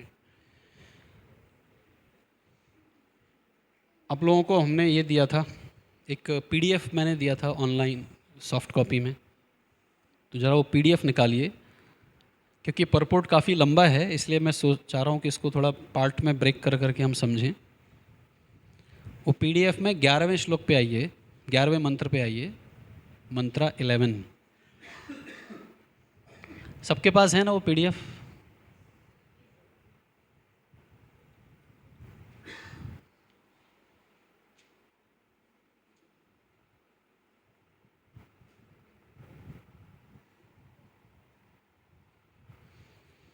मिल गया सबको मंत्रा 11?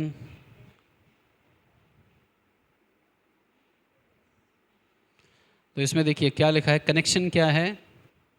10वां मंत्र क्या बताता है?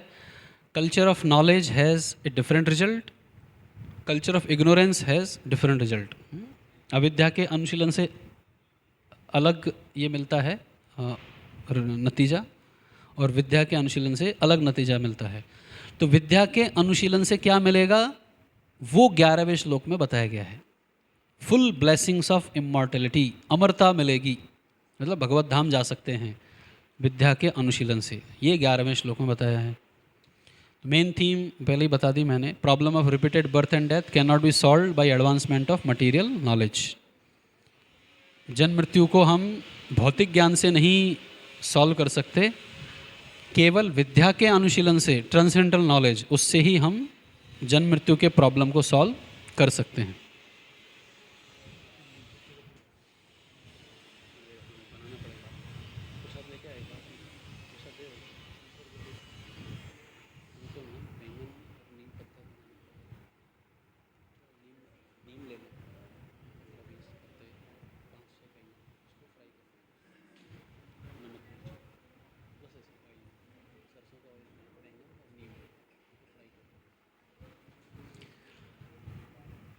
हरे कृष्णा।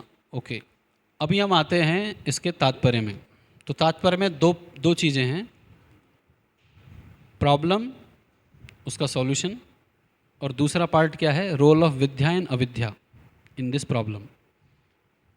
तो प्रॉब्लम क्या है, प्रॉब्लम का एग्जाम्पल, उसका सॉल्यूशन, कौन उस सॉल्यूशन को एक्सेप्ट करता है, कौन नहीं करता है।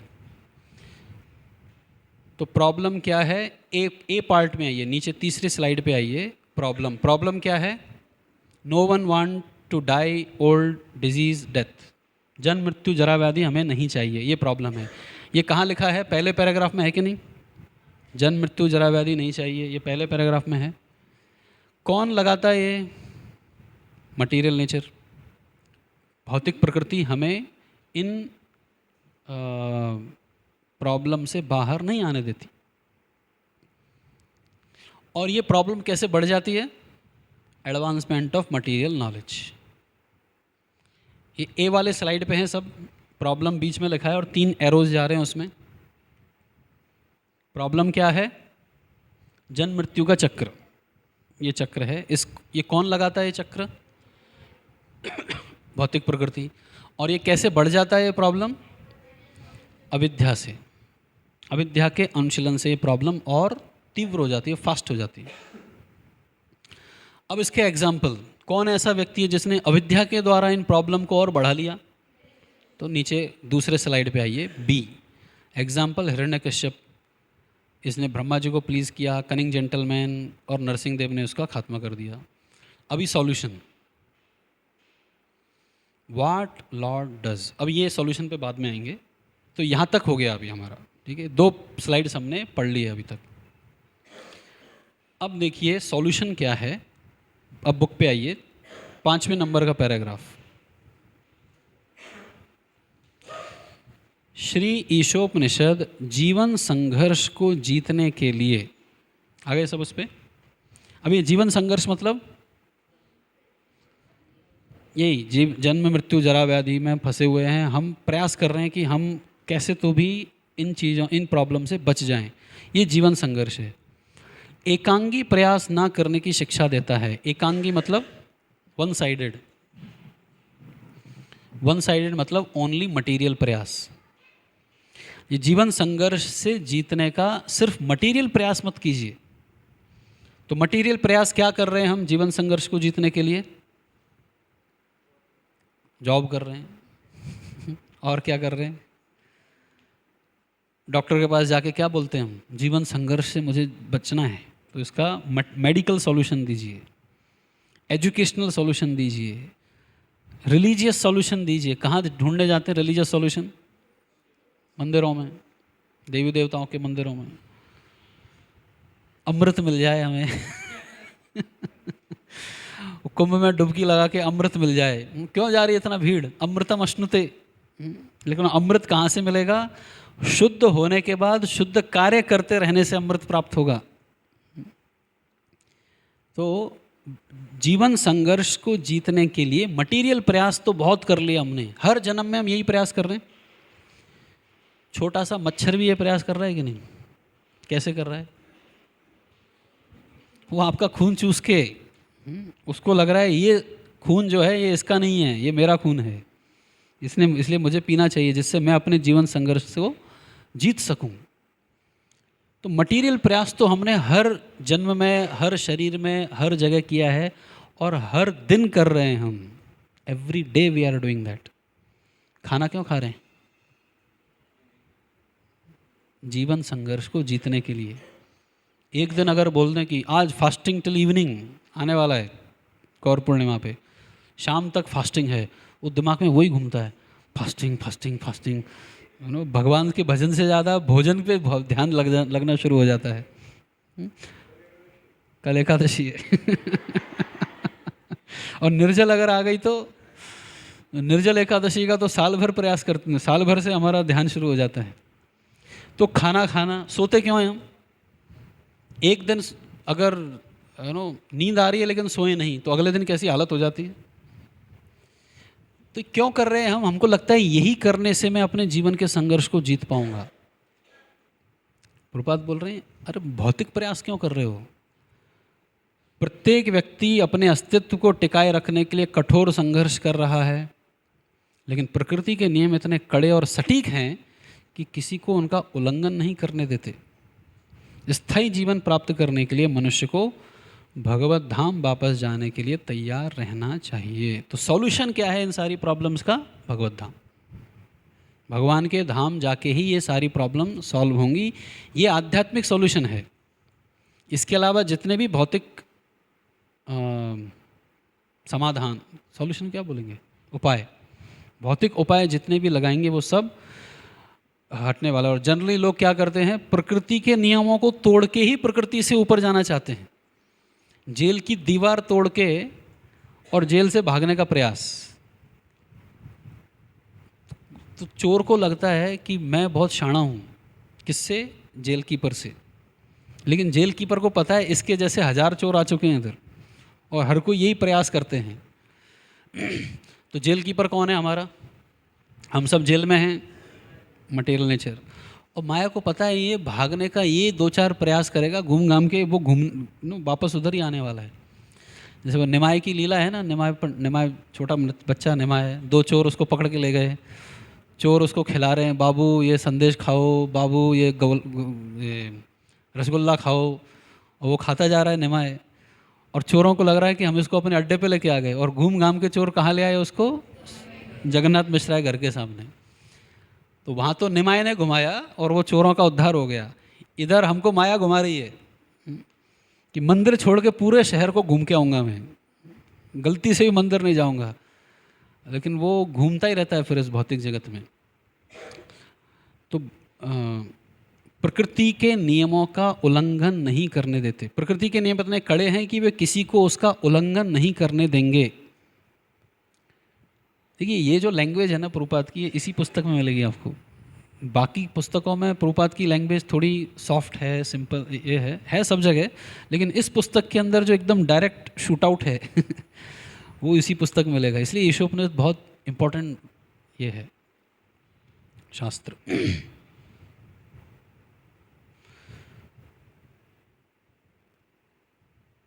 अच्छा, प्रकृति के नियम कड़े हैं वो तो समझ में आता है। सटीक हैं इसका मतलब क्या हुआ? इसका इंग्लिश में क्या दिया है सटीक का मतलब? Hard and fast. अच्छा अच्छा, ओके।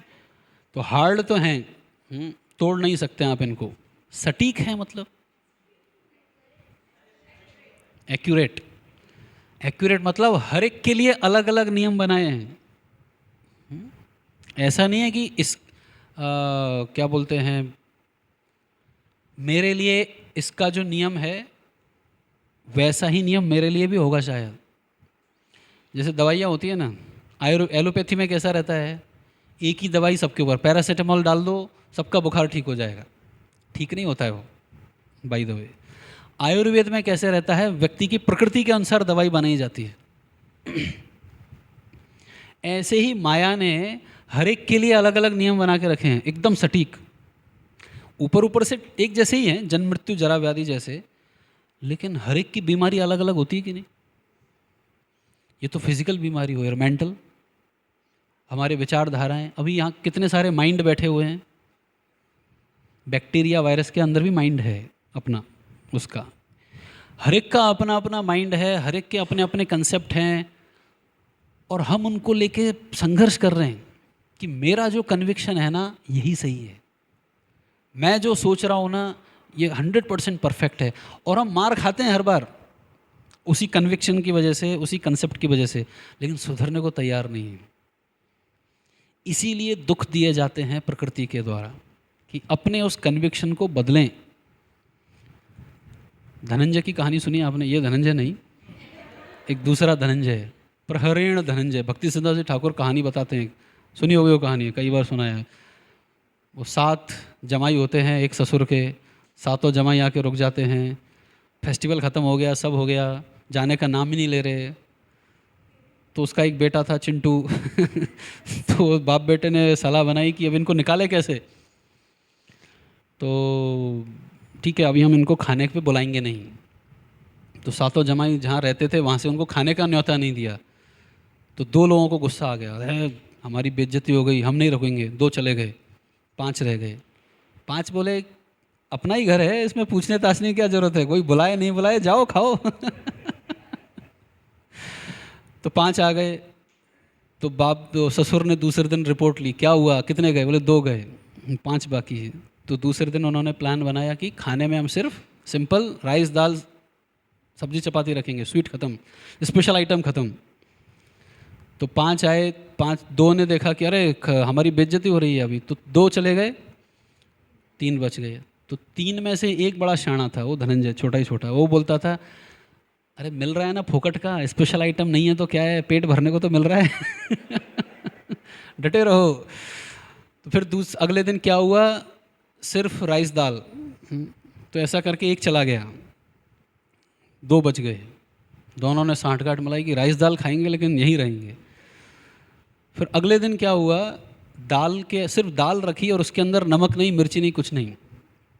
तो एक का दिमाग सटक गया, बोले अभी तो बहुत बेइज्जती हो गई, अब हम जा रहे हैं। बोले जाता क्यों है, नमक में ले आया हूँ ना, देख डब्बे में नमक वो नमक लाया हूँ ना मैं। बोले तू ही खा इस नमक को। वो चला गया और वो दाल में नमक डाल डाल के पी रहा था। तब वो बाप बेटे दोनों आए, बोले ये नहीं जाने वाला है, और लगे धुन्ना मचाने, उसका डंडे से मारने पीटने। तो प्रभुपाद बताते हैं कि मटीरियल नेचर ने कितना हमको साइन दिया है कि छोड़ो ये भौतिक जगत को, जाओ यहाँ से, भगवत धाम जाओ। पहले जन्म की प्रॉब्लम, फिर बीमारियाँ दी, फिर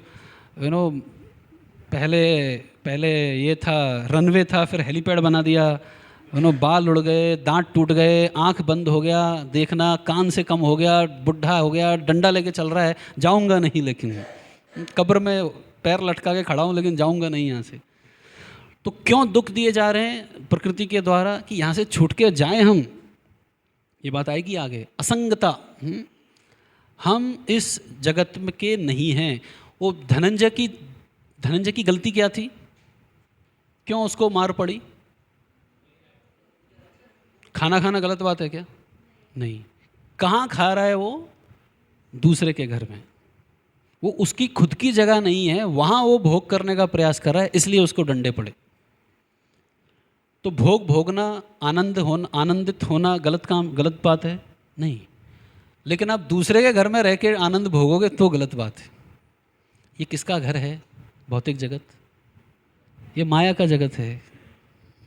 सर्वम माया मयम जगत। कौन सा भजन है ये? नहीं, नामेव केवलम, हरेर नामेव केवलम, है ना?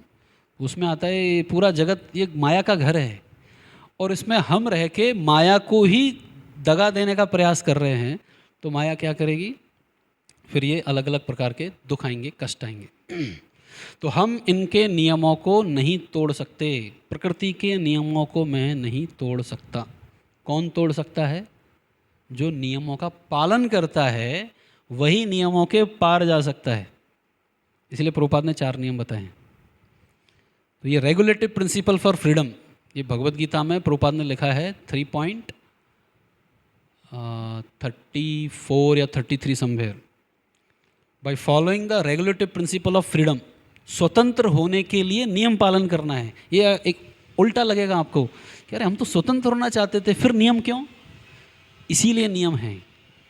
वही व्यक्ति जो भक्ति के नियमों का पालन करता है प्रकृति के नियमों को पार कर सकता है। लेकिन भक्ति के नियमों को छोड़ दो, मतलब भक्ति के नियमों को पालन मत करो, तो प्रकृति के नियम और कड़क होते जाते हैं और टाइट होता जाता है। वो होता है ना, वो बंदर के गले में वो रस्सी बांध देते हैं, वो जितना खींचता है उतना ही वो टाइट होता जाता है। तो मनुष्य में के लिए प्रकृति के अलग नियम हैं, उसने उन नियमों को तोड़ा तो जानवर बन गया, तो और रिस्ट्रिक्शन बढ़ गए। वहाँ भी गड़बड़ किया तो पेड़ बन गया, वहाँ भी गड़बड़ किया तो अधो योनियों में गया, वहाँ भी गड़बड़ किया तो आसुरीम योनिम प्रपन्ना, क्या है वो, मूढ़ा जन्मनी जन्म जन्मांतर के लिए भगवान बोलते हैं मैं उसको आसुरी योनियों में डाल देता हूँ।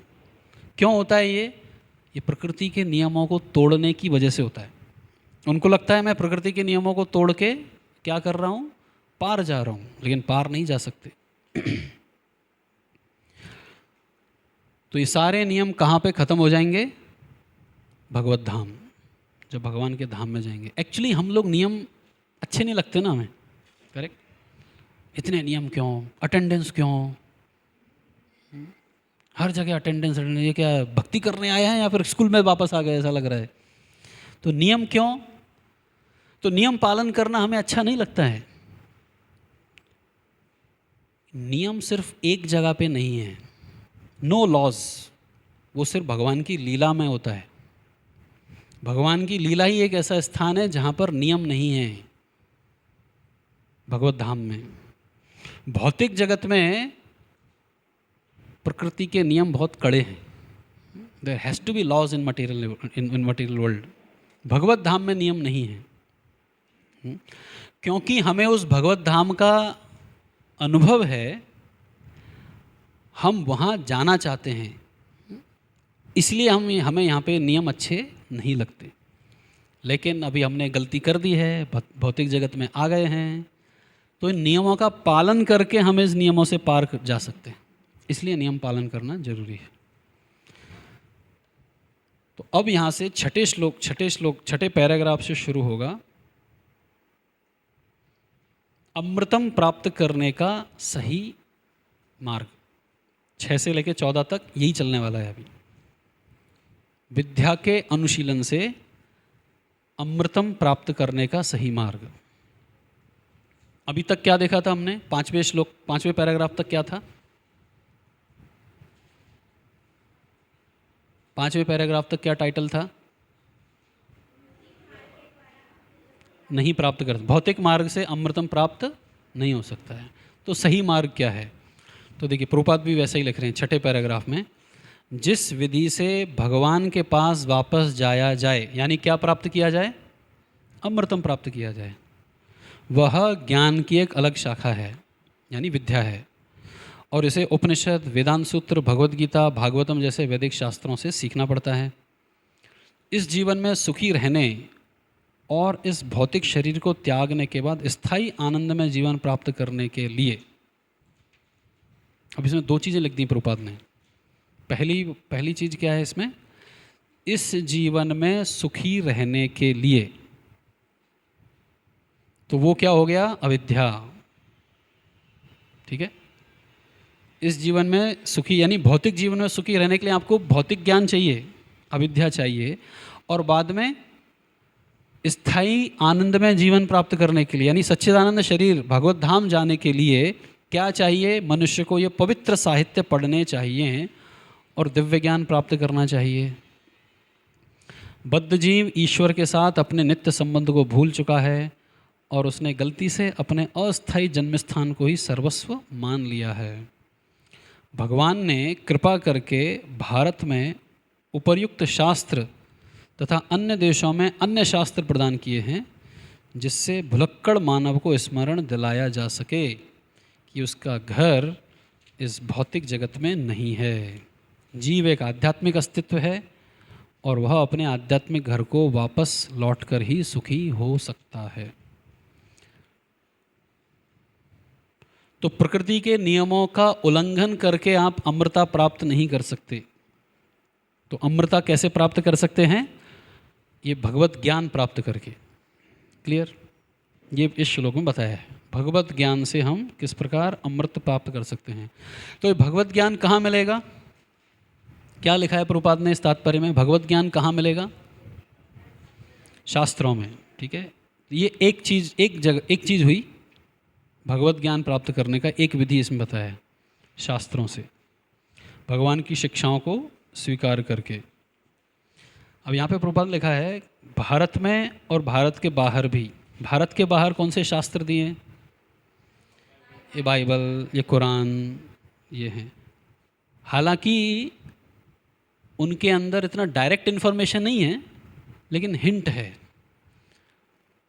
तो आई होप ये क्वेश्चन सबको क्लियर है कि इतने सारे धर्म क्यों बनाए, इतनी सारी किताबें क्यों हुई, भगवान एक ही हैं तो क्यों इतने सारे शास्त्र बनाए। ये JOSD का लास्ट सेशन है। रुको, सबकी समझ अलग अलग है। हर किसी को भगवत धाम जाना, भगवान की डायरेक्ट भक्ति करना नहीं जमेगा, इसलिए उनके लिए क्या बनाया गया है? ठीक है, तुम यहाँ से आओ, तुम छोटे लेवल पे जाओ। okay? तो इसलिए ये अलग अलग शास्त्रों में, चाहे कुरान, बाइबल हो, वैदिक शास्त्र हो, उनमें कॉन्ट्राडिक्शन नहीं है। कई लोग कहते हैं कि अरे हमारे शास्त्रों में तो लिखा है नॉन वेज खाना। वो एक कंसेशन है, वो एक परमिशन नहीं है कि आप खा सकते हो। नो, वो कंसेशन है कि यहाँ से उठ के आपको इस स्तर तक आना है कि नहीं खाएं, वैसा। तो इसलिए कई ऐसी चीज़ें हैं जो सभी शास्त्रों में कॉमन हैं, जैसे भगवान के नियमों का पालन करना, ये हर शास्त्र में है, गीता में, कुरान में, बाइबल में। गुरु को स्वीकार करना, ये सब में है। कुछ ना कुछ सेक्रीफाइस, कुछ ना कुछ तपस्या करना। अभी ये लोग हज जाते हैं, ये एक तरह की तपस्या है उनके लिए। जीवन में एक बार हज जाना चाहिए। और उधर हिंदू में क्या लिखा गया है? हर साल कार्तिक में यात्रा पे जाना चाहिए। कुछ ना कुछ यात्राएं करनी चाहिए।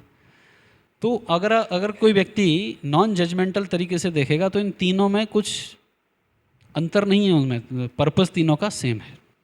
इसलिए यहाँ पर प्रभुपाद लिख रहे हैं अन्य जगह ये शास्त्र प्रदान किए हैं, और इनका उद्देश्य क्या है कि हम जो भूल गए हैं उसको याद कर सकें। तो एक्चुअली हम क्या भूल गए हैं?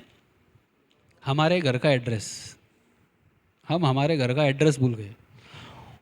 और सोचिए, आप अभी यहाँ से जा रहे हैं बाहर और अपने घर का एड्रेस भूल गए, और किसी के तो घर में जाके बोल रहे हैं अरे मेरे को खाना दो, खाना चाहिए मेरे को, खाना खाना। किसी तो वे घर में घुस गए, खाना मिलेगा कि डंडे मिलेंगे? और फिर बोले कि डंडे क्यों मिल रहे हैं? Why bad thing happen to good people? ये मेरे जैसे मैं गलती किया क्या? मैं खाना खा के गलती किया क्या? खाना खा के गलती नहीं किया, गलत एड्रेस पे पहुंच गया। तो इसलिए प्रभुपाद लिख रहे हैं ये भौतिक जगत हमारा एड्रेस नहीं है, ये हम भूल गए हैं अपना एड्रेस। तो अपना एड्रेस आध्यात्मिक जगत है। जीव एक आध्यात्मिक अस्तित्व है। इसका मतलब क्या है? हम एक आध्यात्मिक अस्तित्व हैं, मीन्स व्हाट? आत्मा है। तो ये शरीर क्या है फिर? हम भौतिक एक्सपीरियंस ले रहे हैं। We are spiritual having material experience, इसीलिए हम दुखी हैं। हम क्या हैं स्पिरिचुअल। तो स्पिरिचुअल हैं तो कौन सा एक्सपीरियंस हमको सेटिस्फाई कर सकता है? Spiritual experience. अभी भूख लगी है और सामने गुलाब जामुन भी है, लेकिन प्रॉब्लम यह है कि वो गुलाब जामुन थर्माकोल का बना हुआ है, उसको ब्राउन पेंट कर दिया बस वो गोले को। उसको खाने के बाद भी संतुष्टि नहीं मिलती है। क्यों नहीं मिलती है? क्योंकि उसका और हमारे भूख का नेचर अलग अलग है। हमें रियल वाला गुलाब जामुन चाहिए। तो इसलिए जीव एक आध्यात्मिक अस्तित्व है। जितना भी हम मटेरियल एक्सपीरियंस लेते जाएं, कितना भी भौतिक आस्वादन, भौतिक अनुभव लें, उससे संतुष्टि नहीं मिलने वाली है। संतुष्टि कब मिलेगी? आध्यात्मिक घर वापस लौटकर ही सुखी हो सकता है, या फिर इस दुनिया में रहकर आध्यात्मिक अनुभव प्राप्त किए जाएं तो संतुष्टि मिलेगी। हम आध्यात्मिक अनुभव कैसे प्राप्त करते हैं भौतिक जगत में? जपा, हाँ, मंदिर आके, सिर्फ मंदिर आके आध्यात्मिक अनुभव मिल जाएगा? एक गाय भी कॉलेज में घुसती है कि नहीं? राइट, 10 बजे एक गाय कॉलेज में घुसेगी, शाम को 5 बजे वापस आएगी, उसको डिग्री मिल जाएगी 4 साल में? नहीं। तो इस मंदिर में आना और आध्यात्मिक अनुभव प्राप्त करना, ये दोनों अलग अलग हैं। जप करना और जप में आध्यात्मिक अनुभव प्राप्त करना, ये दो अलग हैं। भक्ति करना और भक्ति में आध्यात्मिक अनुभव प्राप्त करना, ये दो अलग चीज़ें हैं, ये एक नहीं है, दिखते एक जैसे हैं। तो हम उस आध्यात्मिक अनुभव को प्राप्त कर पाएं, इसके लिए प्रयास करना चाहिए। इसको हायर टेस्ट कहते हैं, परम दृष्टवा निवर्तते।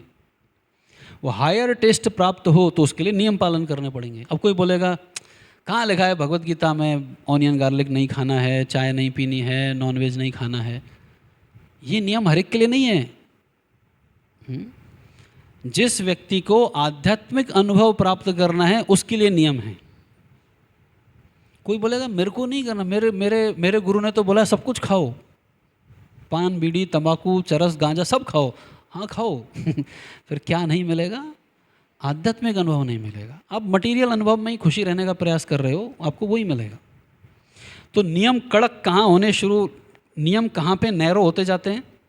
जब आपको एक स्पेसिफिक रिजल्ट प्राप्त करना है। कोई बोलेगा मैं यूपीएससी की एग्ज़ाम दिए बिना कलेक्टर बनना चाहता हूँ, नहीं बन सकता। क्यों नहीं बन सकता? क्योंकि वहाँ नियम है। नियम रहेंगे तो वो नियम है कि उसने इंटरव्यू देना है, एग्ज़ाम देना है, सब कुछ करना है। उसके बाद उसको एक स्पेसिफिक पोस्ट मिलेगी, फिर वो उसके पे कार्य कर सकता है। तो उसी तरह से भक्ति के नियम, किसी को लग सकता है कि ये नियम क्यों, इतने नियम क्यों? एक ही उत्तर है उसका। किसके लिए नियम है? आध्यात्मिक अनुभव प्राप्त करने के लिए। ये आध्यात्मिक अनुभव देता कौन है? इनको हम प्राप्त कर सकते हैं कि ये दिए जाते हैं? ये दिए जाते हैं। ये भगवान कृपा करके हमें ये अनुभव देंगे। Higher taste is awarded. Higher taste जो है वो दिया जाता है। तो देने वाला देखेगा ना भाई इसके पास पात्र है कि नहीं। अब आपके घर पे एक भिखारी आया, भिक्षाम देही, आपके हाथ में महाप्रसाद का खीर है, सुगंधित खीर है। आप करुणावश, चलो ये योग्य नहीं है फिर भी देता हूँ मैं। अब वो अपना ऐसा कटोरा लेके आया जो पिछले 100 साल से धोया नहीं, काला पड़ गया, टूटा फूटा, ऐसा ऐसा पात्र है उसका। आप उस पात्र में उस खीर को देंगे, क्या बोलेंगे उसको? पहले इसको वॉश करके लाओ, शुद्धिकरण, गेट प्यूरिफाइड फर्स्ट, शुद्धिकरण होके आइए फिर मिलेगी कृपा। ऐसे ही भगवान बोलते हैं, पात्र बनिए पहले। और पात्र कौन बनाएगा? हमें धोने का काम कौन करेगा? हमें गुरु वो धो धा के मार पीट के भगवान के सामने लेके जाएंगे, बोले अभी पात्र बन गया है, लाइक दैट। तो वापस लौटकर ही हम सुखी हो सकते हैं। तो बेसिकली मैं बोल रहा था कि हम अपने एड्रेस को भूल गए हैं। आध्यात्मिक ज्ञान मतलब ये आध्यात्मिक क्रियाएं क्यों कर रहे हैं हम, नियम पालन क्यों कर रहे हैं? जिससे अल्टीमेटली हम आध्यात्मिक अनुभव प्राप्त कर सकें। और ये अनुभव, ये आध्यात्मिक टेस्ट जो है ये भगवान देते हैं हमारी योग्यता देख के। तो हमारी योग्यता क्या है? गुरु ने जो बताए नियम हैं उन नियमों का पालन करना है। जितना उन नियमों का पालन करेंगे उतना ही हमें आध्यात्मिक अनुभव मिलेंगे। कई बार बहुत मुश्किल हो जाती है ये अनुभव, ये नियम पालन करना बड़ा कठिन लगने लग जाता है। और कुछ नियमों को हम जानबूझ के तोड़ते हैं राइट? हमें पता है ये गलत है फिर भी करते हैं, क्यों? तो जिस लेवल पे हम हैं, अब ऐसा नहीं बोल सकते कि हमें हायर टेस्ट है ही नहीं कुछ। अगर हायर टेस्ट नहीं होता तो आप आज इधर नहीं बैठे होते, ये ध्यान रखिए।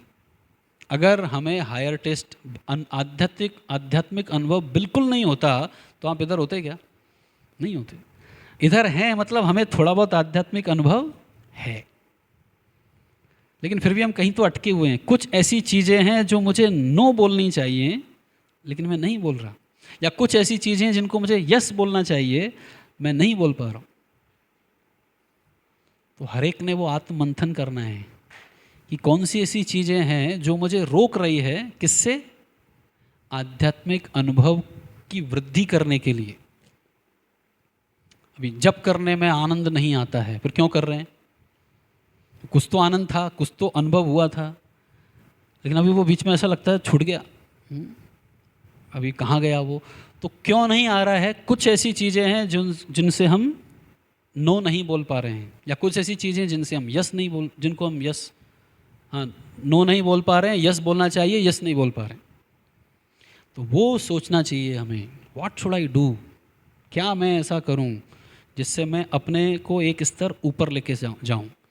आप देखिए, जैसे ही आप अपने आप को एक स्तर ऊपर लेके जाएंगे ना, तुरंत आपको कुछ ना कुछ आध्यात्मिक अनुभव आने ही वाला है। ये स्ट्रगल हर एक को रहता है, और लास्ट में किसको स्ट्रगल नहीं है? राधा रानी, जो एकदम भगवान की परम शुद्ध भक्त है, वो हमारी लिमिट है, उसके नीचे हम सब हैं। तो हम सब एक स्तर ऊपर बढ़ना चाहिए। जैसे हम एक स्तर ऊपर बढ़ते हैं, यस बोलने वाली चीज़ों को यस बोल के, ना बोलने वाली चीज़ों को ना बोल के, तुरंत भगवान एक डोर खोलते हैं हायर टेस्ट का। आज एक भक्त का संन्यास हुआ है, पता है आपको? किनका संन्यास दीक्षा हुआ है? कमल लोचन प्रभु, मीरा रोड मंदिर के जो प्रेसिडेंट हैं कमल लोचन प्रभु, उनका संन्यास दीक्षा हुआ है मीरा रोड मंदिर में। उनका नाम हो गया है भक्ति कुसुम पद्म प्रचारक स्वामी महाराज भक्ति एक कुसुम है, उसके पद्म का एक खुशबू है, उसके प्रचार करने वाले स्वामी, तो ऐसा नाम है उनका। एनीवे, तो पॉइंट ये है कि कुछ ना कुछ हम टिक मार्क नहीं कर पा रहे हैं। इन्होंने टिक मार्क कर दिया संन्यास। आज मैं देख रहा था, वो सेरेमनी चल रहा था ऑनलाइन, कितनी बार उनको बोला जाता है, गुरु से पूछिए, क्या गुरु कन्विंस्ड हैं देने के लिए, क्या आप चाहते हो संन्यास चाहिए? फिर 2-4 मंत्र के बाद, क्या आप चाहते हो ये वस्त्र धारण करने के लिए, क्या आप चाहते हो दंडा ग्रहण करने के लिए? Yes yes yes yes yes yes, okay, अभी संन्यास। तो और इस्कॉन में संन्यास मिलना, वो भी आज के डेट में ये तभी समझेगा जब आपका नाम संन्यास लिस्ट में जाएगा। सो एनीवे, तो हम भी अपने आप को कुछ हायर टेस्ट लेने से कहीं ना कहीं रोक रहे हैं। तो उससे अगर हम ऊपर उठ जाते हैं नहीं, ये यस मतलब शास्त्र में लिखा है, सब कुछ है, क्लियर है, यस बोलता हूँ मैं। चलो, जैसे ही आप यस बोलते हो, भगवान आपको एक अलग आध्यात्मिक अनुभूति देते हैं। अभी कितने ऐसे लोग हैं आज ही संडे को शाम को अपने घर से निकलेंगे, नहीं आज तो शायद कितने लोग निकलेंगे भी नहीं आज कुछ तो मैच है, इंडिया पाकिस्तान, लोगों को लगता है इंडिया पाकिस्तान वॉर है वॉर नहीं है, ये मैच है सिर्फ। तो कई लोग तो घर से निकलेंगे ही नहीं, और कोई गलती से बाहर निकल भी गया तो यहाँ तक नहीं पहुँच पाता है, वो मंदिर तक नहीं आ पाता है। क्यों नहीं आ पाता है? वो यस बोलते बोलते अटक गया, बोलते बोलते रह गया भगवान को। तो उसको उतना ही आनंद मिलेगा। कोई मैच हारेगा, कोई जीतेगा, कुछ टीवी उधर फूटेंगे, कुछ टीवी इधर फूटेंगे, और फिर वही भौतिक स्ट्रगल शुरू। लेकिन जो व्यक्ति यस पे यस बोलता जा रहा है, भक्ति में आगे बढ़ता जा रहा है, he can very easily experience. Actually भक्ति में आध्यात्मिक आनंद प्राप्त करना मुश्किल नहीं है। सुसुखम कर्तुम अव्ययम 9.1 में भगवद गीता में भगवान ने यही बोला है, भक्ति करना मतलब ये आध्यात्मिक अनुभव आएगा ही आएगा। शास्त्रों में झूठ बोलने के लिए, हमको फंसाने बहलाने के लिए नहीं लिखा गया है। ये आता है, लेकिन हम उसके नियम को पालन नहीं करते, इसलिए प्रॉब्लम तो ये हम भगवत धाम लौटकर ही सुखी हो सकते हैं।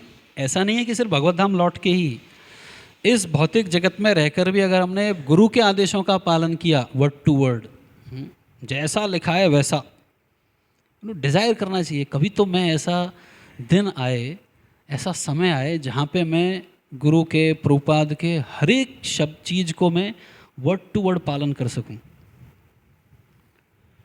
तो सोचना चाहिए वहाँ जाने में मुझे कौन कौन से स्टेप क्रॉस करनी है। ये एक मार्ग हुआ किस चीज़ का?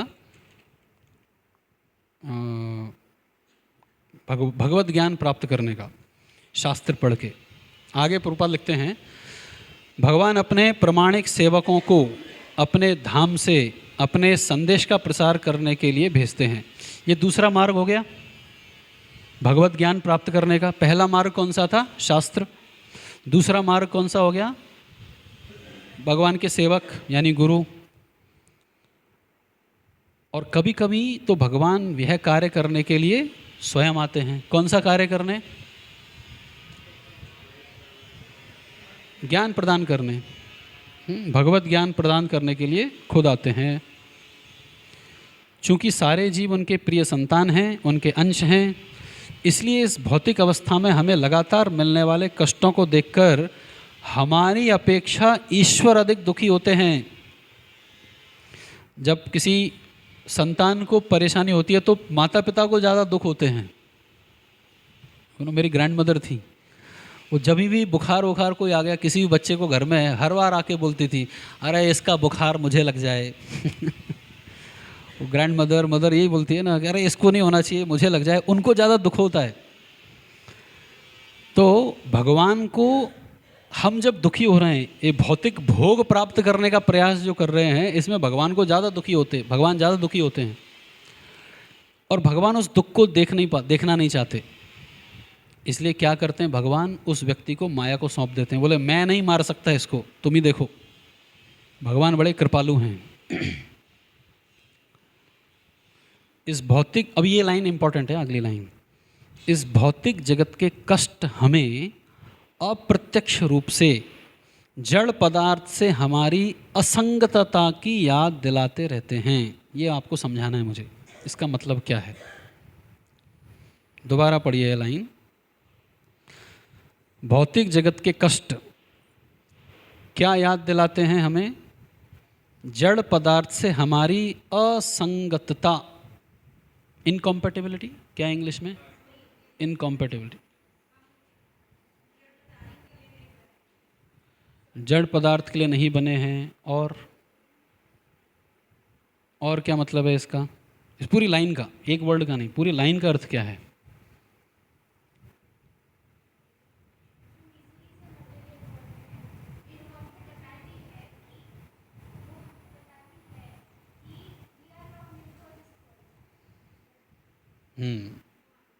तो कष्ट आने पे हमें समझ में आना चाहिए कि मैं इस भौतिक जगत का नहीं हूँ। जैसे मान लीजिए कोई बीमारी आ गई, बुखार आ गया। बुखार आ गया तो क्या ध्यान में आना चाहिए? बुखार आया तो क्या ध्यान में आना चाहिए? अरे क्या लिखा है इधर वो बताइए ना। मैं भौतिक जगत में रहने के लायक नहीं हूं। तो कहाँ रहने के लायक हूं फिर? भगवत धाम। तो भगवत धाम जाने के लिए क्या करना चाहिए? जप करना चाहिए। लेकिन जब बुखार आता है तब क्या छोड़ते हैं सबसे पहले? जप छोड़ते हैं। ये मतलब है इसका। जब कष्ट आते हैं तो हम और प्रयास में लग जाते हैं कष्ट को हटाने का और इस जगत में अपने अपने आप को स्थायी बनाने का। लेकिन कष्ट जब आते हैं तो क्या सोचना चाहिए? असंगतता। मैं यहाँ के लिए नहीं बना हूँ, मैं कुछ दूसरी जगह का मेरा एड्रेस है। यानी किसी दूसरे के घर में घुस गए और वहाँ खाना खा रहे हो और वहाँ वो मालिक डंडे मार रहा है, तो उस मालिक को ही पूछ रहे हैं क्यों मार रहे हो मुझे, क्या गलती की है मैंने, खाना ही तो खा रहा हूँ। उसको पूछना चाहिए मेरा एड्रेस कहाँ है, मुझे मेरे असली घर पे पहुँचाओ। तो उसकी बजाय हम सोचते हैं ये कष्ट दे रहा है ना, ये बड़ा खराब व्यक्ति है, ये नियम लगाने वाला व्यक्ति बड़ा खराब है, ये माया बहुत खराब है। माया खराब नहीं है। माया सिर्फ इतना ही चाहती है कि मार पीट करके आपको अपनी पुरानी याददाश्त वापस आ जाए। क्रूर सिंह याद है आपको? किसने देखा है क्रूर सिंह का ड्रामा? पहले आता था बहुत। तो वो एक क्रूर सिंह नाम का कैरेक्टर था, उसको एक जोर से ऐसा पड़ता था तो वो भूल जाता था मैं कौन हूँ, अपनी पुरानी बचपन की याददाश्त में पहुँच जाता था। फिर से एक मारते थे, फिर से वो अपनी वापस याददाश्त में आता था। तो कई बार चोट लगने से व्यक्ति भूल जाता है और कई बार चोट लगने से व्यक्ति याददाश्त वापस आ जाता है। इसलिए कष्ट दिए जाते हैं कि हम अपनी जो असंगतता है इसको पहचानें। तो कष्ट सिर्फ शरीर का नहीं है, मतलब ये बीमारियों का कष्ट नहीं है। कष्ट बहुत तरीके हैं। इमोशनल ब्रेकडाउन, अभी 14 फेब निकला है कुछ दिनों पहले, उसके बाद तुरंत मंदिर में भीड़ बढ़ जाती है, बहुत सारे मजनू आते हैं इधर। लेकिन ये नहीं सोचते वो, तो क्या होता है फिर? वो 14 फेब के बाद तुरंत अगले महीने कहीं और लग जाते हैं और प्रयास में लग जाते हैं। असंगतता नहीं समझ में आती है। तो जो कष्ट हैं ये क्या याद दिलाते हैं हमें? जड़ पदार्थ से असंगत हूं मैं। अविद्या का मैंने एक डेफिनेशन दिया था, अगर किसी को याद है। इग्नोरेंस मीन्स, अविद्या का अर्थ ये कन्विक्शन होना, ये दृढ़ विश्वास होना। कौन सा विश्वास? कि मैटर, ये जड़ पदार्थ से मैं आनंद भोग सकता हूँ, इस कन्विक्शन को क्या कहते हैं? इग्नोरेंस, अविद्या। तो भक्ति करते समय, भक्ति करके हमें इस कन्विक्शन को तोड़ना है धीरे धीरे कि ये जड़ पदार्थ से आनंद नहीं मिलने वाला है मुझे। जड़ पदार्थ में आनंद है कि नहीं? दोबारा सोचिए, जड़ पदार्थ में आनंद है कि नहीं? है, लेकिन उतना नहीं है जितना मुझे चाहिए। अब आपको अगर कोई इंडस्ट्री खोलनी है, आपको 10 करोड़ रुपए चाहिए, तो औरंगाबाद शहर के किस चौराहे पे किस भिखारी से भीख मांगूं कि मुझे 10 करोड़ मिल जाएंगे? बोले प्रश्न गलत है। बैंक में जाइए, वहाँ से मिलेगा लोन। ये हम क्या कर रहे हैं? अलग अलग भिखारियों से पूछ रहे हैं तेरे पास है कुछ चिल्लर, मेरे को 10 करोड़ चाहिए। वो भिखारी बोलेगा तू मेरे से बड़ा भिखारी है, पागल है तू।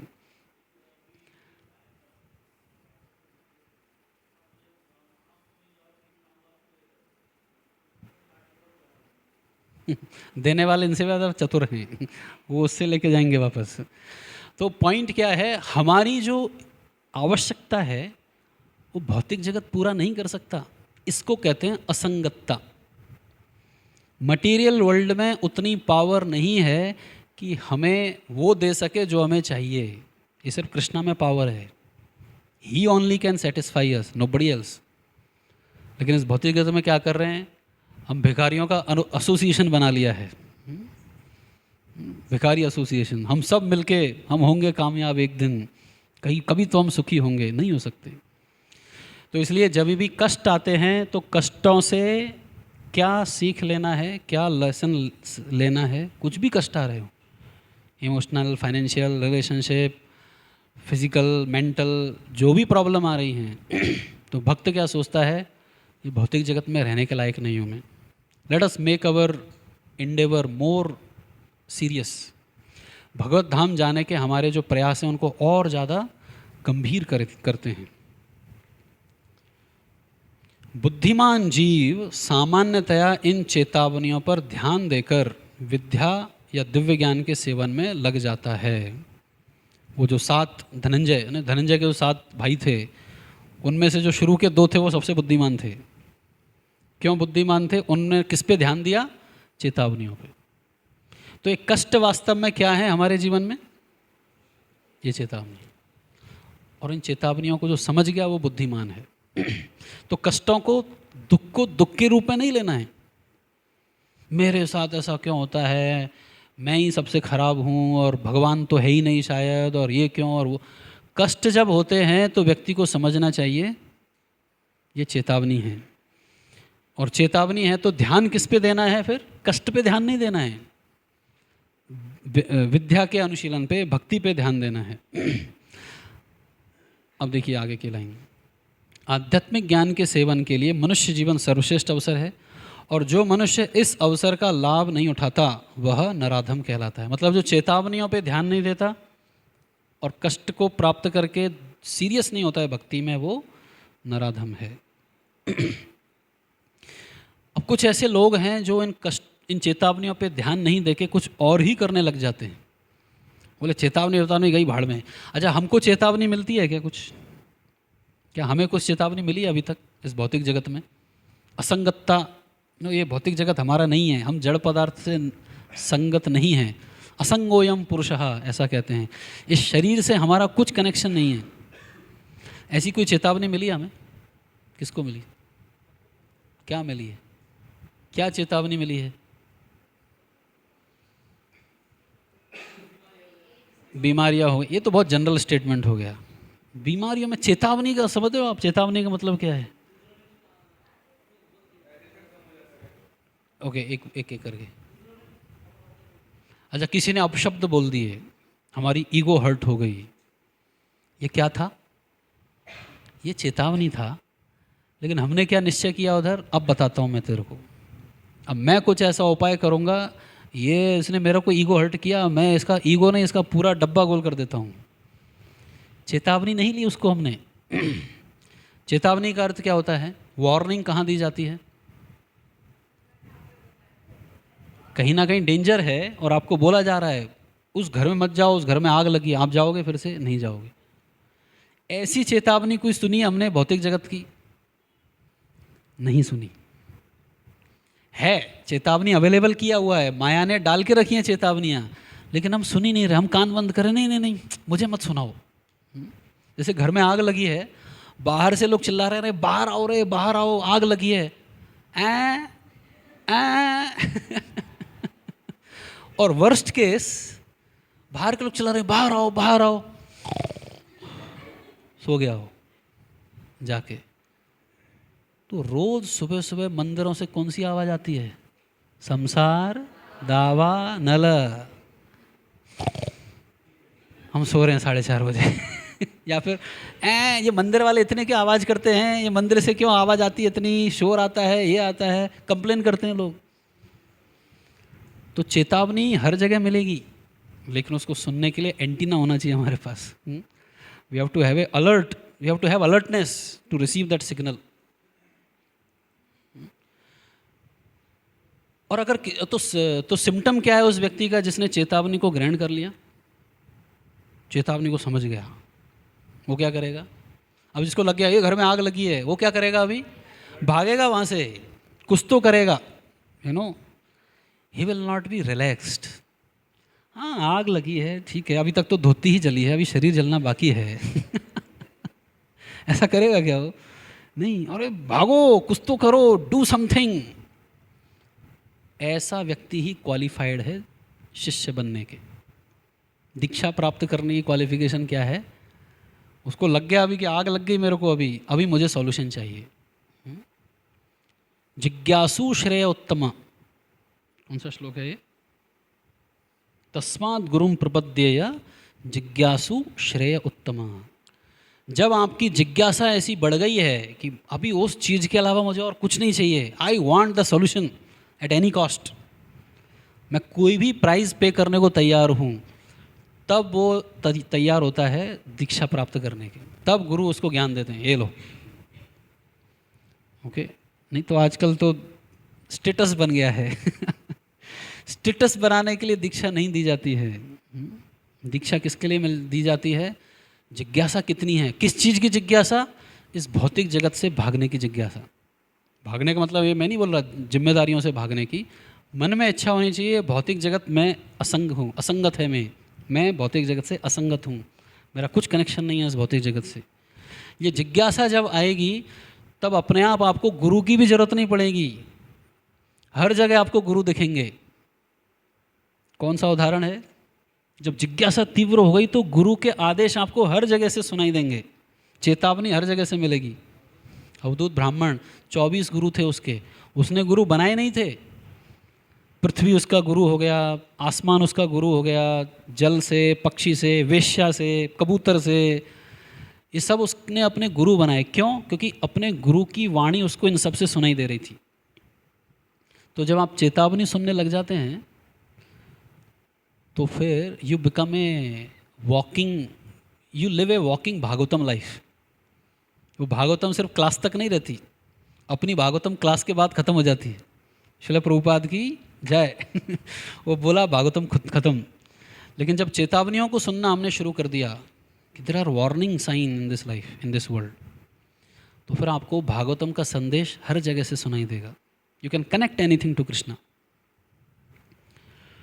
तो प्रश्न ये उठता है कि हम इस चेतावनी को अच्छे से सुने, हम इस चेतावनियों को की तरफ ध्यान दें। जैसे शरीर के कष्ट आना, बुढ़ापा प्राप्त होना,